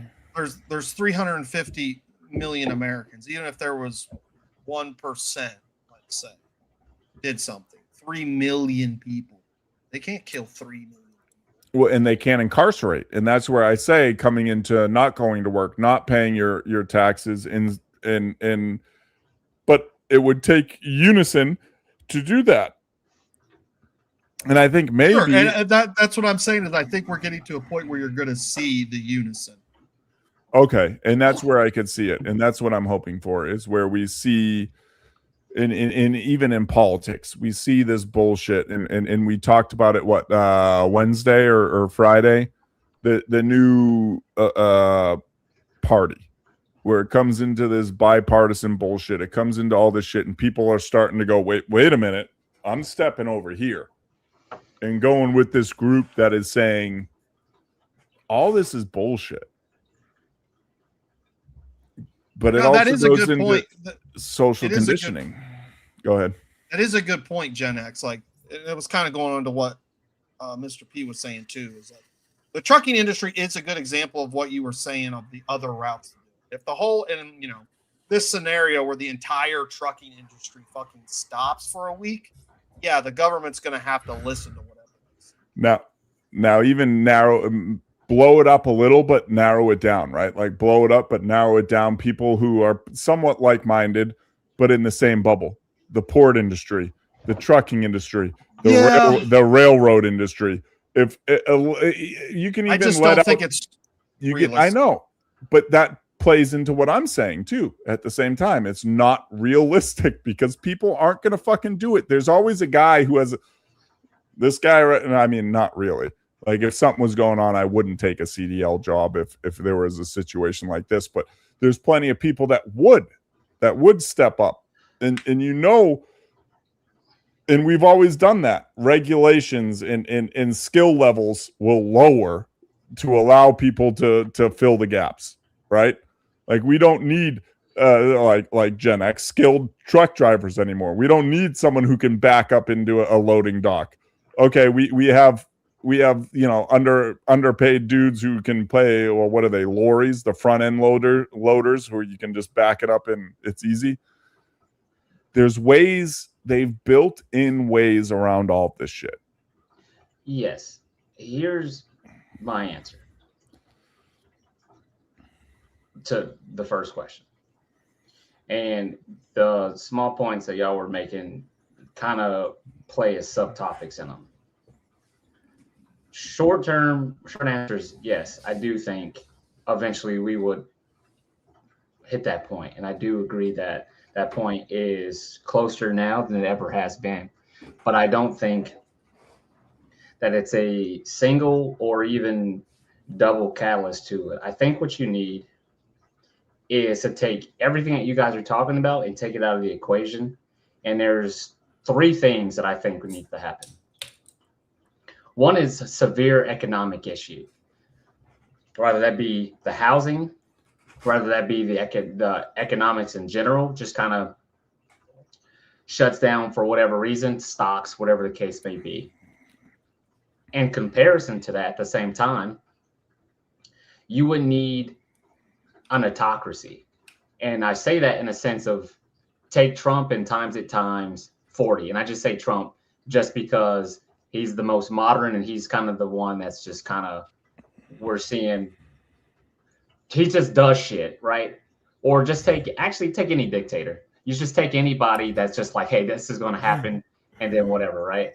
And I just say that just because Trump's like the most recent president within the last couple of decades is just like, fuck it, put my name on that. Let's do this. Make a parade for my birthday and shit like that. You wouldn't, and just here in America, everywhere else would be chilling. Everywhere else is just like, yeah, that's just a leader. Us, we're not accustomed to shit like that.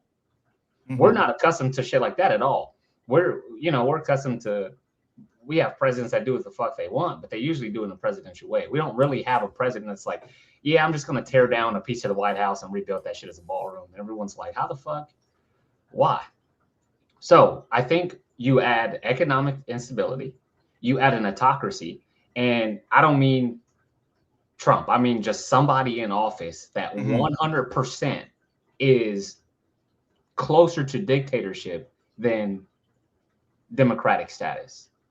And then I think the third thing you need, which I think ties into what y'all are saying in different subtopics, is you need an overwhelming amount of them versus us, and not them versus us in race, them versus us in elitists, those with money and those without, not blacks versus whites, whites versus Mexicans, not them versus us, two very distinct kind, them and then us.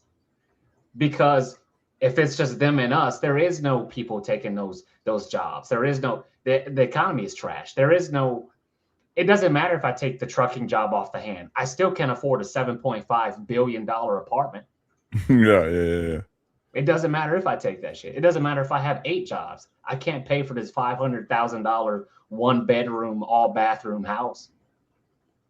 So I don't think it's just one thing. I think you need 3 of those things to happen at once, because you have to take out the equation of scabs, people that are going to do it. You have to take out the equation of people. There's always going to be the guy at the bottom that's looking forward to just taking a middle position. You have to take it out. You just have to. That's just human nature. There's no other way about that. There's always going to be somebody at the bottom of the pool that just wants to come up for air. It is what it is. And then everybody that's been up for air for a while to be like, yeah, I don't mind holding my breath for a little bit. Fuck it. But there's a guy that's been at the bottom of the pool for a hot ass minute that does not mind. Everybody has to be at the bottom of the fucking pool. Everybody. I get that, but that also leads into the levels of blocking to a revolution. You're going into this same thing, whereas my argument, where I don't think there's so much in place, you're saying there needs to be these 3 things in place for people to really stand up. We were almost there. Honestly, we were fucking almost. I mean, honestly, we're a rat's dick hair away from like 2 of them. Honestly, like for real. I agree with that. I don't think it's that far away. We're not. Okay, I see. Yeah, we're not that far. We're really not. Look at our economy. It's no secret. We are one fucking mistake away from awful shit. Look at how there's no coming back from 440 trillion. Look at fucking the debt.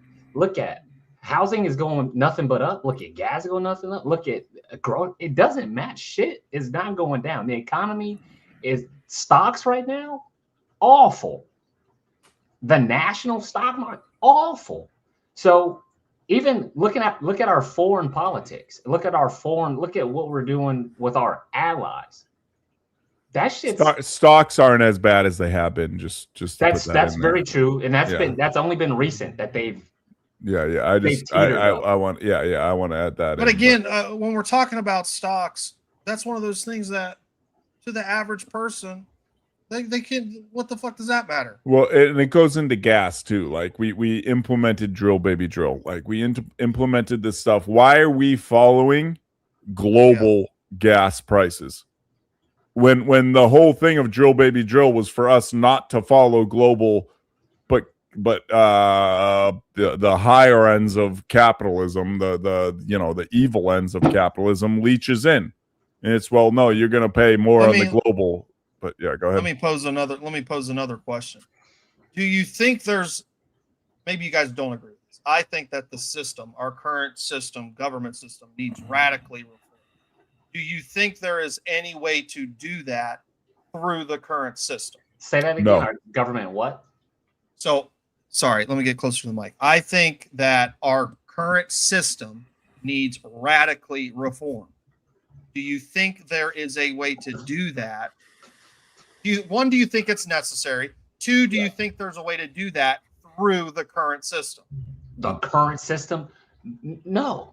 We would have to own our own A10s in order for that shit to fucking work. No. Yes and no. It's my simple short answer. I don't even have an argument. I don't even have shit to add to that. Yes and no. There's just the government is the problem, and the only way to change the government is the government. Yeah. What about you guys, chat? Anyone who's in here? No. We have 9. We've hovered at 9. I appreciate you guys, Kay, President. But what do you guys think to that question? Yeah, I don't think there's any way to change the government through the official processes we have. I think the only way to do it, and I've said it before, is the whole thing's got to come down, and then you start over. Yeah, I mean, democracy is broken. It's bought out. It's broken, and there's too many sheep, and that's what it leads down. At the end of the day, to me, there's too many people, and I think a lot of people who stick around here are like-minded to us. There's too many people that have their head down to the grass. They're eating. They're paying for their house. They're doing what they need to do to survive and to live the American dream, even though most people don't live the American dream. There's not enough people who are lifting their head from the grass to understand what's going on around them. So, yes, they're going to vote in their party lines. They're going to just I think that's quickly going away, though. I think it is. I think it is, but I think there's measures in place to. But yes and no. Okay, yeah. You know, I think it's a Tear stretch. Off an essential limb and get rid of a stretch these days to say. But President Obama, what do you think? Like, yes to the questions, just simple, yes and no. Do we need a reform, and can we do it in the current? He said we would have to destroy our own infrastructure. Yeah, I think he's saying the answer to that is yes, but I also think he's saying no. Like, reading in between the lines, I think he's saying absolutely it needs to change, but you know, I don't think there's any yes and no. Now that anybody with even half a brain cell at the lower spectrum would be like yes and no. Because it just can't, unless you're a true believer in the system, like a true believer in the system. And if you're a true believer in the system, that means that shit has never wronged you, life must be fucking awesome for you. You were born at the top and stayed at the fucking top. If you were a true believer in the system. They just hate that I'm breaking the rules. Yeah. What's your system then, Liquid Skittle? And welcome back. I recognize the name. That's a good question. What's your system? My system would be democracy is completely gone for about 4 years until we get shit figured out. Then we can bring it back. People don't like that answer because it sounds like authoritarian, totalitarian. Well, yeah, that goes in stock market. Yeah. Yeah. No, that's a good point, Gen X. And that's like one of the things where it has to come down to there can't be another option because people are going to it's going to cause incredibly tough times. And that goes into my programming of the whole system. What have they done over the last 100 years? They've made us reliant on the system. Walmart, this shit. We don't teach kids how to farm. We don't teach kids how to manage finances. We don't in school, I will say. We don't teach kids. Self-reliance has been phased out of the system through everything. Like, you go to school, hey, and especially where I'm from, go to school, go to college. Me joining the military was a huge outlayer thing. No, go to college, get your and we've talked about this, get your $200,000 in debt. get your house another 400,000. Well, now in where I grew up, in this $750,000 in debt. Get your 2 cars because you have to. It immediately builds you into this reliance thing, and we've gone so far from modern day children being self-reliant, being able to go out and grow crop, being out how to clean an animal, going out how to do any of this. So we're so reliant on what we grow up in. President Obama, I want to, sorry. Go ahead. Done? No, I'm done. Yeah. President Obama, you said it's Gen Z capable. I don't think Gen Z is the question. I really don't. I think it's Gen Alpha. They're the ones who are going to grow up in this new system, whatever it is. We're about to see a huge change in our whole lives. Like the next 10 years is going to be a changes we don't even understand. Gen Alpha is the ones who are going to have to make the changes. Like, that's my. It's our kids. Like. And yes, Kay, being 100% debt free is important, but they're making it more. They're making it harder and harder and harder. You know, the millennials, I think, are the last people who have a hope of living debt free, right? I think it's in for our younger generations, I think to live debt free is going to be living in a small apartment, taking public trans and living in these, what do they call them, 10-minute cities or whatever? 15-minute cities. 15-minute cities. That's what they're funneling them towards that because, hey, listen, you want to buy a house, you have to make, $300,000 a year. You have to, it's becoming, they're narrowing the gap and funneling people to this direction where living debt free isn't going to work. And I think this is Gen Z is the last generation that's going to be going into that. And then Gen Alpha, like Jay said, it's Gen Alpha, right? Our kids, the young kids. It's going to be pretty much impossible. It's going to be that what's his name said, you're going to own nothing and like it. Remember that quote? Yeah, that's I think that's George Soros, but yeah, desperate people do desperate shit. I was going to say, you may be seeing in my mind, I think times are different.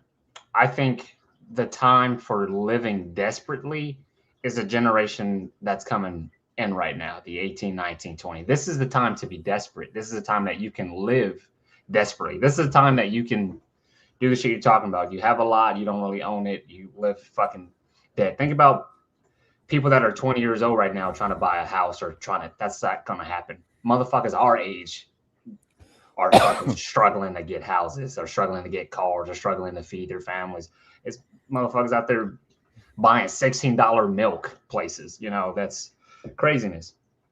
The generation after them, that might be that change that we're talking about. That's the ones that will grow up and realize, you know what? Can't fucking do it. Action. A generation, there has to be a generation that's a generation of action. It's that generation that, for example, I know this might be a stretch, but take World War II generation, right? They say the U.S.'s greatest generation. They were a generation at some point. They grew up a certain way. They grew up this and that. And when time came for them to take action, and their action was the war, or their action was whatever it was, building up whatever it is, they were ready for it. The generation, young kids now, etc., they're going to grow up in a time where their parents might not be living in a home. Their parents might be living rural. Their parents might be living without, paycheck to paycheck and whatever. They'll have that rough life. So when it comes time for their generation to do whatever it is, there has to be another world's greatest generation. And I'm not saying they're going to be, but there has to be another. It's not just like the World War II fucks were the only. But what if it is? What if it is? What if it is what? What if the level of control and the level of everything, the greatest, there will not be another greatest generation. What if there is not, and what if there's not? Remember, I'm an optimist. I'm fully believable. I'm sure, but I just refuse to believe that the world is an ugly place. Believe me, I get it. I grew up in some fucking Yeah. slum. Believe me, I have seen the dark side of fucking growing up in some fucking slum. I get it, but at the same time too, I'm still the way I am. I should be a lot more fucking hateful and a lot more. I should have.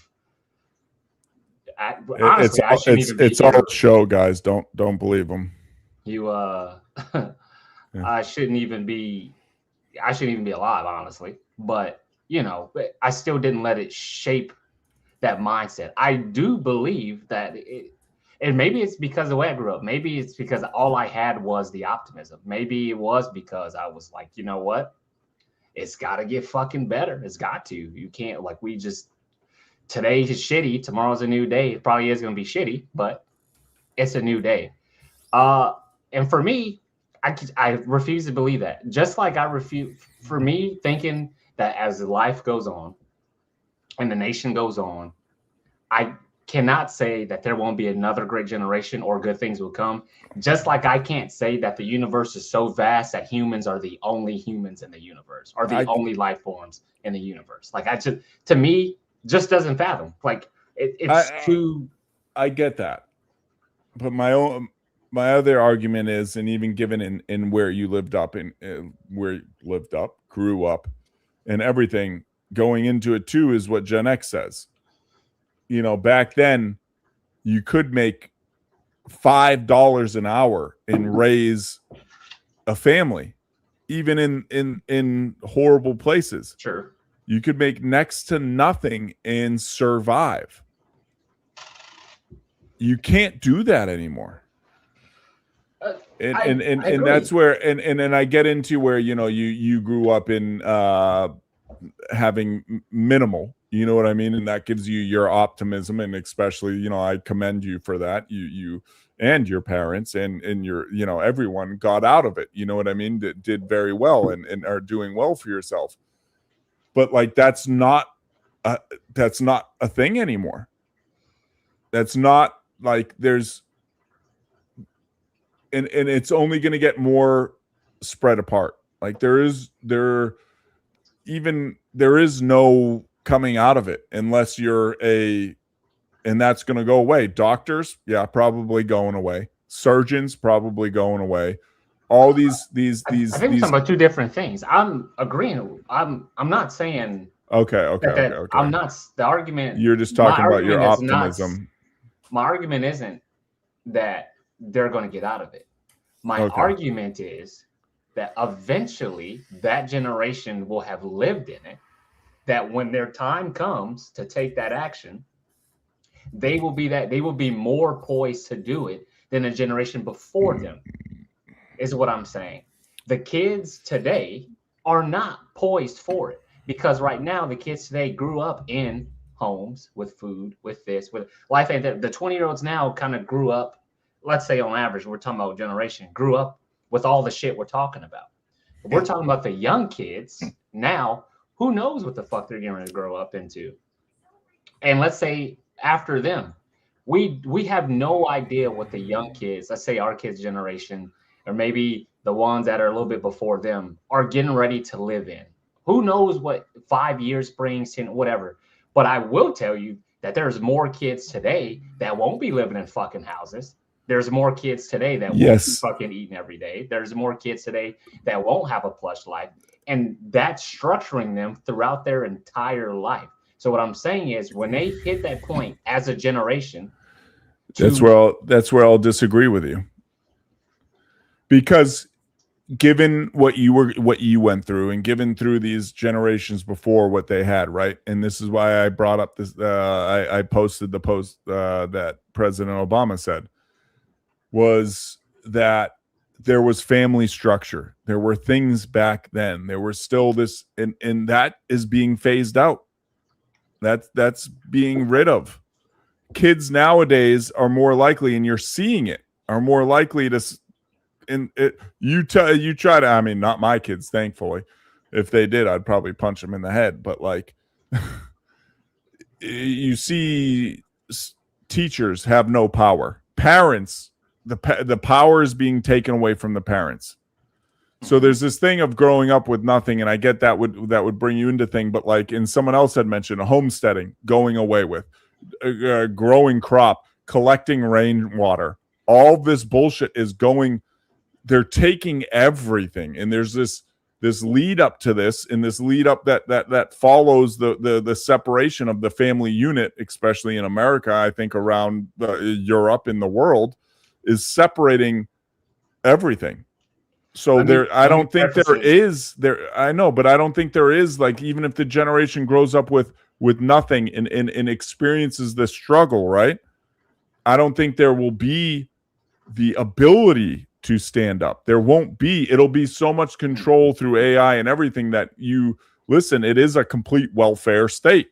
You don't do anything. You live in your cubicle and that's it. Yeah, this is what I'm saying though. It kind of ventured off. I'm not talking about homes. I'll preface it with this. I do not, and no one does, because it's not our generation, knows the answer or the question that they're going to be faced with during that time. I don't have the answer because I'm not there yet. I can speak on what today needs. I can speak on what our generation today needs because I know how our world today works. I have no idea how the world's working in the next 15 to 20 years, but the kids growing up in them and the people growing up in them will know how that works. They're going to know and understand shit that I don't know or understand yet because we haven't hit that yet. I didn't grow up in that time. I didn't grow up in that struggle. I get what you're saying. I don't. So I don't have that answer and I don't have that question yet. What I am saying is they will be better poised for it because not only did they grow up in it, but they also inherited the bullshit from everybody else. So now they're at the final. We're at the 8. By the time they hit it, they're at the 10. We didn't have to answer the question at the 8. They're going to have to answer the question at the 10. So, but it might be too late by then. It may or may not. We don't know. Yeah. I don't. I think it will be. Personally. I can't go off of, that's Terminator effect. I have no idea when the fuck John Connor is going to fucking. I think John Connor already came. I'm just saying, it was not saying homesteading is the answer. It's not saying they can stand up. The answer might not be standing up or homesteading. The answer might not be. We don't know that question, and we don't know the answer. The point is, they will be ready and poised to it because they've got everything. They're inheriting everything that we got and learning, but they're also dealing with their own shit. But they can deal with it way better than we're going to deal with it because, think about, it's like our parents trying to answer today's problems. I know. I see what you're saying, but I also think we're at the tipping point, and this is where I agree with Obama. Is where, like, bringing back we are at a tipping point, and I feel like we're gonna whoop, and it doesn't matter what they know and what they grow up in this thing where there's gonna be, it doesn't matter because there's gonna be so much control. It's gonna be to the level where you for surviving and literally just being alive. There is no going out to the countryside. There is no, like, fair trade is gone. Fair trade is gone, guys. Like, if you do fair trade enough and the IRS picks up on it, you're in fucking trouble. And that's only, if you think that's going to get better, I disagree. There's no more going out. I think that's where the issue is you guys are talking about a lot of the same stuff, but Ponta, you're saying it leads to complacency, and Mac is saying that exact same stuff could be the reason that leads them to taking action, whatever that means. Yeah, but I'm also saying it's past that point. Like, even if they get to that point, it doesn't fucking matter anymore. I think it would have to matter. Then why try? If we're past it, why try? No, I mean, we're on the tipping point, and that's why a lot of what I say is it doesn't, like, our kids are too late. Our kids are too late. It's too late. It's too late. I don't think so. I don't think so. I would disagree.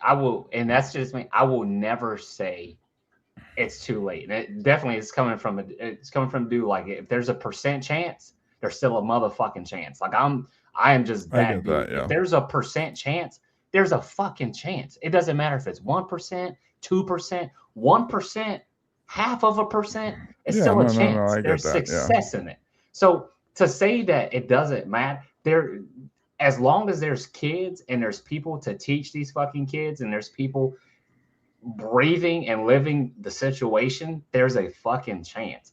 It's only too late when it's too late. When everyone's fucking dead, when we're living in internment camps, when we're all fucking poor, that's when it's too late. Right now, there's a chance. There is the one guy. There's going to be a guy or a generation or a girl, whoever, that's going to make that difference somewhere. Maybe not now, because our generation now is full of fucking the ones we're talking about, sheep, followers, et cetera, et cetera. Hell, in my opinion, kids today are more than likely to have more leaders because they don't give a fuck. We're talking about teachers not having power. You got kids in school that are like, I don't give a fuck what you say. I feel like that's wrong. There's kids today that are rude as shit. But parents, power is taken away from parents too. Yeah, I'm not saying I agree. Believe me, I'm just saying. Speaking on your tipping points, too late. I don't think it's too late. Now, granted, I've already said I'm an optimist, but 1% is still. No, I get that. But it just narrows the probability. 1% narrows it down to change. The 1% of a person standing up and doing something narrows down that percent of change in the system down to 0.0000001%. That's what I'm saying. You have to take these numbers and narrow them down in that. But I think we're agreeing on the main majority of things, but disagreeing on really where it happens and where it needs to happen, and that's where, Yeah, I don't have an. I'll say this: I'm not disagreeing with either one of y'all because I don't even have an argument. Again, I don't have the answer or the question, so I don't. Nor do I. We're talking about belief here. That's all we're doing. Yeah, I'm a firm believer in the 1% to the 0.000.1. Hey, there's life on this planet, and there shouldn't be, and the probability of fucking life happening on a planet, drip the drapes, is fucking absolutely less than that. Like, life happening on a planet is fucking crazy. So if I'm here in a fucking Zen room from some random ass probability, fuck it, there's a chance for that tipping point. Oh yeah, of course there is a chance. I just think yeah. But I think that line, I will say this, I think it's healthy for us in a group to talk about, but I do think it's a dangerous mindset to spill over to a future generation of, we're past the point, or fuck it, watch out. I think that's dangerous. I would never say that to my kids. No, I'm saying in general, that's a dangerous mindset, because across the board, it's not just, you with that mindset. There's people that speak it, and there's people that believe it, and there's kids that grow up with that. So, and that's where it comes in. We can't be like, what the fuck's wrong with when you're in your household going, you know what, you guys are fucked. It's your generation. Like, that's the wrong. Like, 100%. Yeah. The percent is only as good as the effort being put towards, 1%, but no effort is just. Well, I think that leads into it. I think, nowadays, because of the system, parents that are engaged are that 1%. I think it goes back to what Kay said. Parents aren't involved with their kids because they're so stuck in trying to provide a certain life they think they need to provide for their kids, where they don't, man.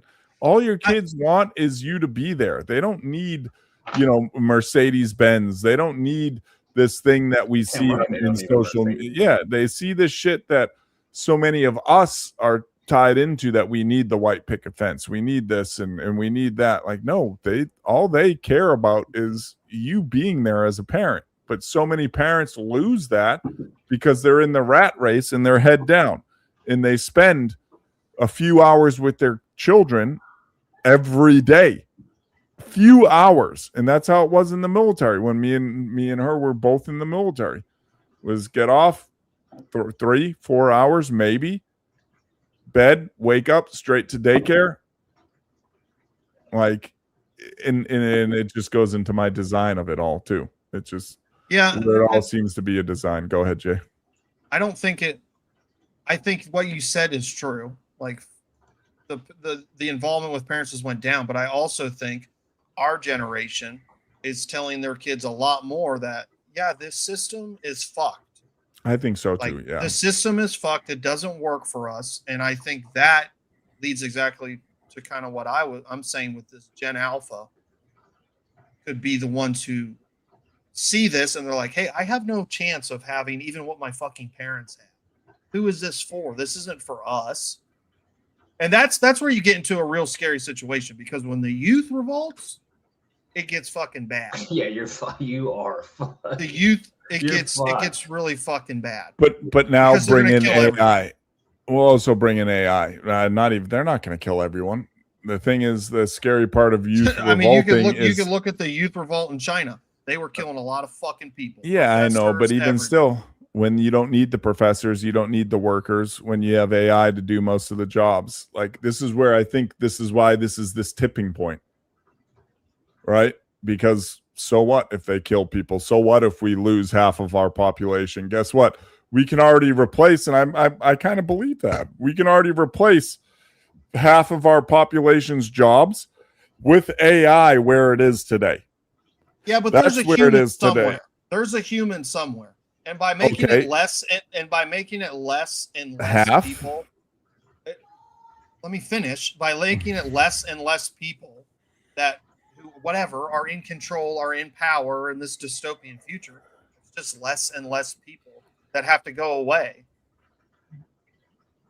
Yeah, and we agree. Is what we've said that many times. Is we need to get these old motherfuckers. These what's the word I'm looking for? Politicians, lifelong politicians, not lifelong, but people who stay in office in Congress for 30 years, 20 years. Yeah, you No, can't be man. a senior citizen. You can't be a senior Yeah, no, citizen. you're disconnected to a majority of the population. Yeah. And that's why I was doing this earlier, is because we went from this where homesteading and everything worked. We were a pyramid, and you see it throughout civilizations. You go, the elderly are at the peak. There's the least of the elderly. The elderly support, the money trickles down, everything trickles down, and it works. But then you become a point in the not evolution, but the progress of a country where it becomes inverted. And once it becomes inverted, stuff doesn't work good. Guess who's inverted right now severely? China and Russia. What are they? Why are they threatening to do things? Because they will die off. In their current stance, they will completely die off. Well, to be clear, the government will die off. No. Not the people. The people Even won't die off. I mean, won't completely, but from their population, once you invert to this, people aren't having kids. People aren't doing these things. So the population starts to shrink really quick. And that's not what this means. What this means is when you look at age gaps, when you look at the elderly compared to middle age, compared to, it flips upside down. And it's happening here in America. People aren't having as many kids anymore. Why? It's too expensive. Yeah, but what you just said, you said America. America is not, it's the government. That's what America is. It's not you, it's not me. Like, we can think that, but it's not.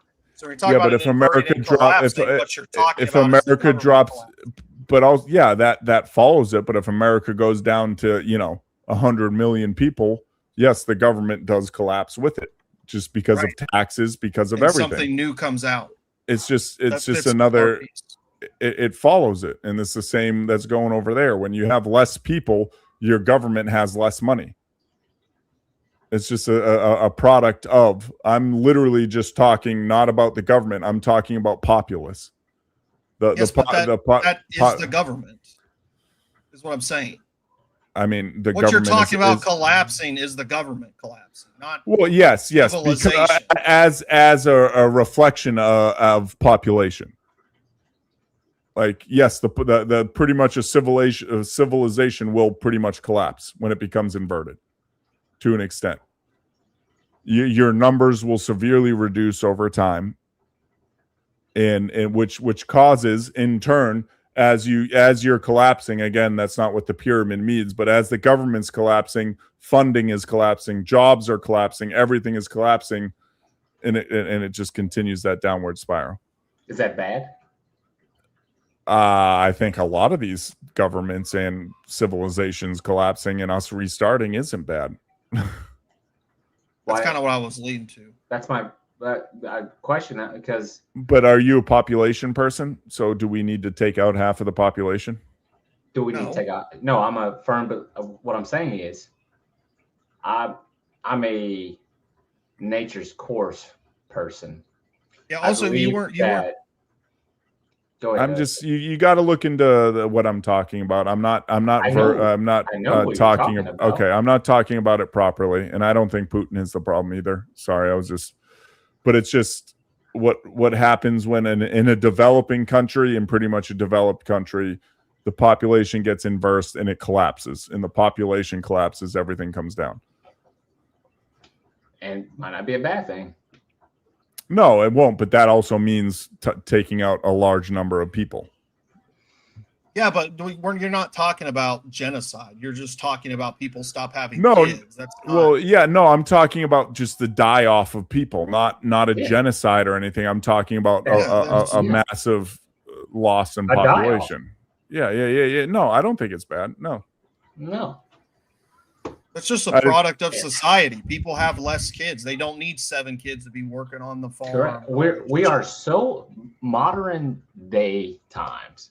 We are so afraid of shit that's been happening for years because modern humans have gotten so used to being control freaks that it's crazy.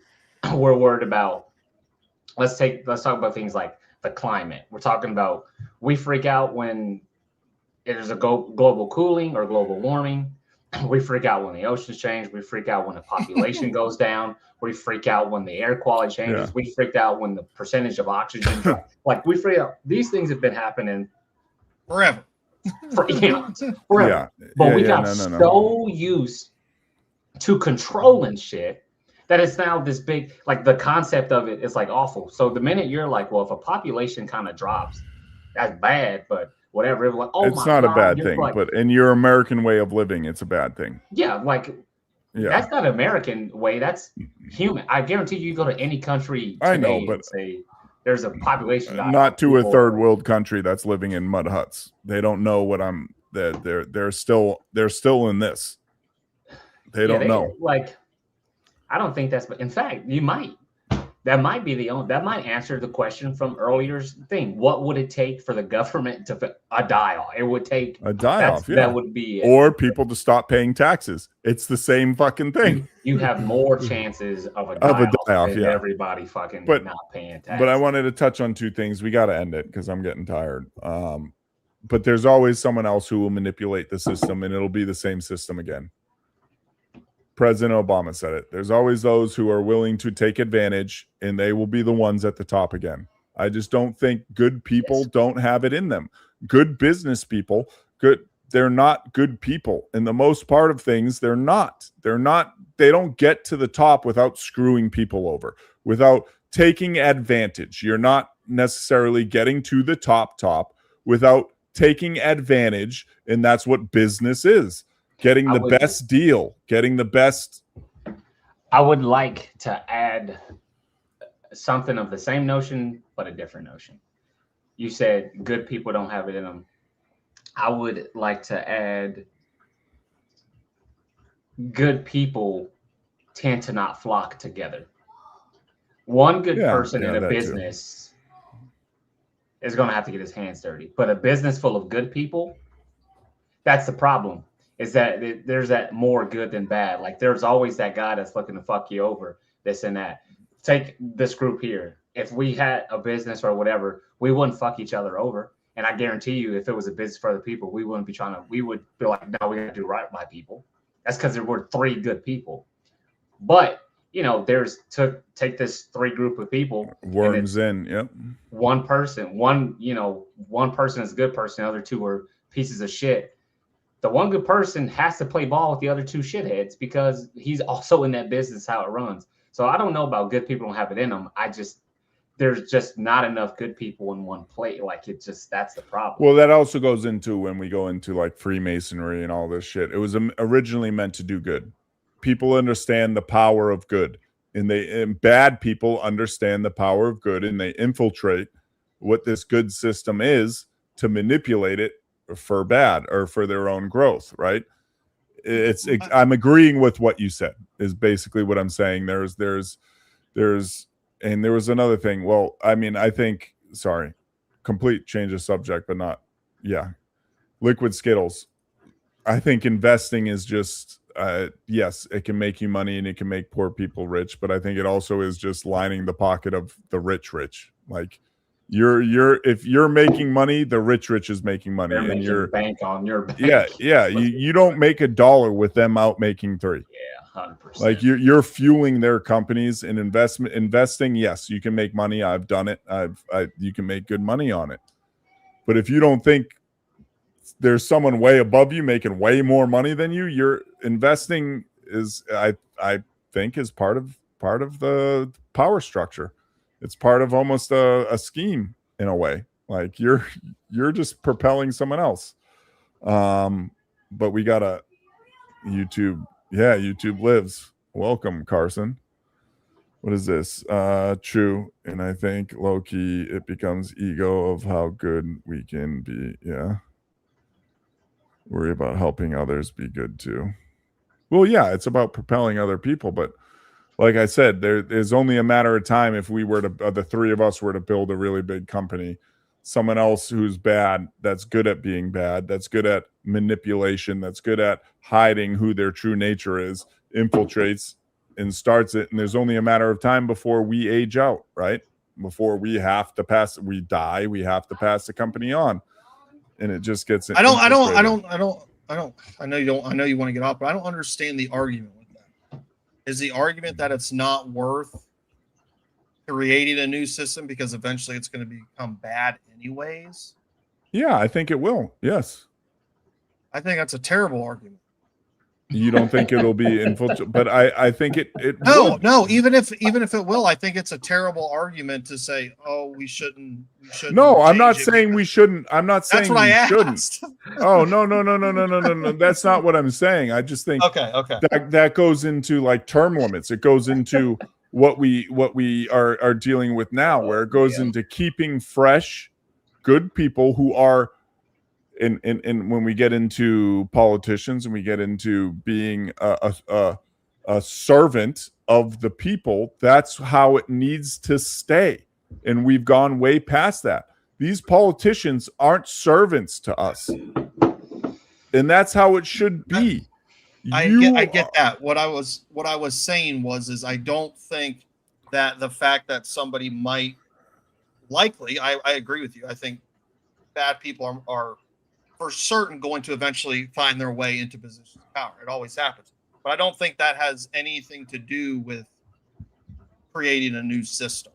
Oh, like, no, me neither. No, I'm not saying it matters. I'm just saying eventually it leaches in, and that's where you need to create, which I think was the point of the American government at its root, right? Where politicians were meant to be servants. We were meant to question the government. And the Second Amendment. And we grew apart from this, where there needs to be more strict things in place to keep it there, to keep power at bay. No, you're not getting paid. I think they, $170,000. They should still be able to trade because they have to have 2 houses. Well, guess what? They're a servant of the people. They're getting elected to serve the people, not to get rich, not to live a lavish lifestyle. No, you're not, dude. If you want this position, but no one, you know what I mean? We don't all know that though, Jay. That's the thing too. People don't oh yeah, but no, man, you're a servant. You're my senator. You're my, my congressman, you're anything. Yeah, your life sucks, man, but you chose this because you chose to do something for the good for me and for my neighbor. We're past that. And that's why democracy is broken and we need things in place to cut their pay, do all this shit. So people who actually want to do good go to seek out these jobs. No, that will never happen. But good people, I would. No, I'd be like, hell, not good. No, not good people going for the jobs. No, I It will know. never happen where it cut, because even when you have, we were just talking about in this last administration, the majority of America thought they had a guy that was going to go through and do just that, go through and cut. But clearly, you know, the business mindset, the person, you know what I mean, did not have. Who did they cut? The people scratching at the bottom, and then the rich became richer. Like everything we're talking about, we just saw a year ago, 2 years ago, whatever the fuck it was, and it will never happen. You know what I mean? The champion, it's all bullshit. Yeah. Or the supposed champion who was supposed to do it, dropped the ball on it. Like, it was the craziest thing. I would have loved for the elected champion to do what he said and what he made it seem like he was going to do, because that would have been all. He would have been the first one to actually do it. You lost me there a little bit, Obama, but okay. He would have been the first one to do it. But instead of, you know, we got a fucking Elon Musk running the country somehow, and a motherfucking dude that cleans up snake shit in Yellowstone got fired somehow. No, yeah, it was all bullshit. It was all, yeah. Yeah, I know what you mean. I just thought it was funny. But Lincoln being 40 when the Constitution was written. Yeah, I hope you're not talking about Abraham Lincoln, because that's not right. That would make him like 100 and fucking something years old when he died. It's okay, man. We're all about giving each other shit. Don't take it personally. But Lincoln, yeah, that'd be crazy. He could have been a yeah. No, they shouldn't. They shouldn't have. Well, been. maybe it was Abraham Lincoln, the vampire slayer. Well, I'm related to Abraham Lincoln, so Abraham Lincoln, the vampire slayer. Pre-Acts. But I think this was really good. This was a good episode. I think we got into some shit. I'm glad Ty was here. Yeah, sorry for not sending you the invite. I completely spaced on it till you messed. How did your juice turn colors? You were drinking red and now it's bright blue. He's an alien. When you have a mustache like this, you have power. David, it comes with power. You can get the fuck out of here. Comes with straight power.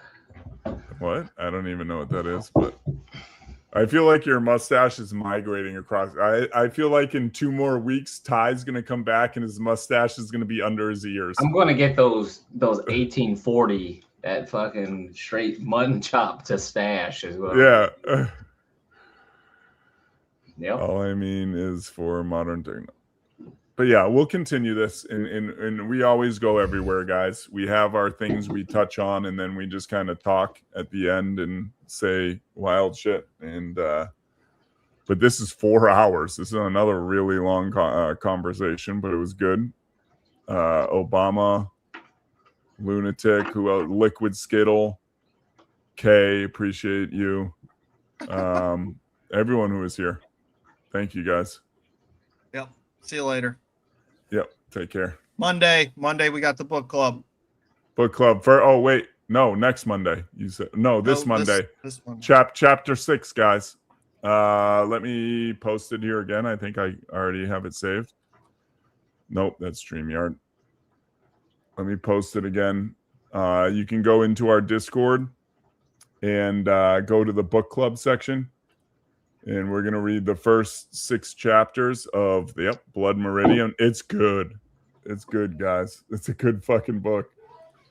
He wrote No Country for Old Men, right? Yeah. The book it's based on. By the way, I know we don't know the next book yet.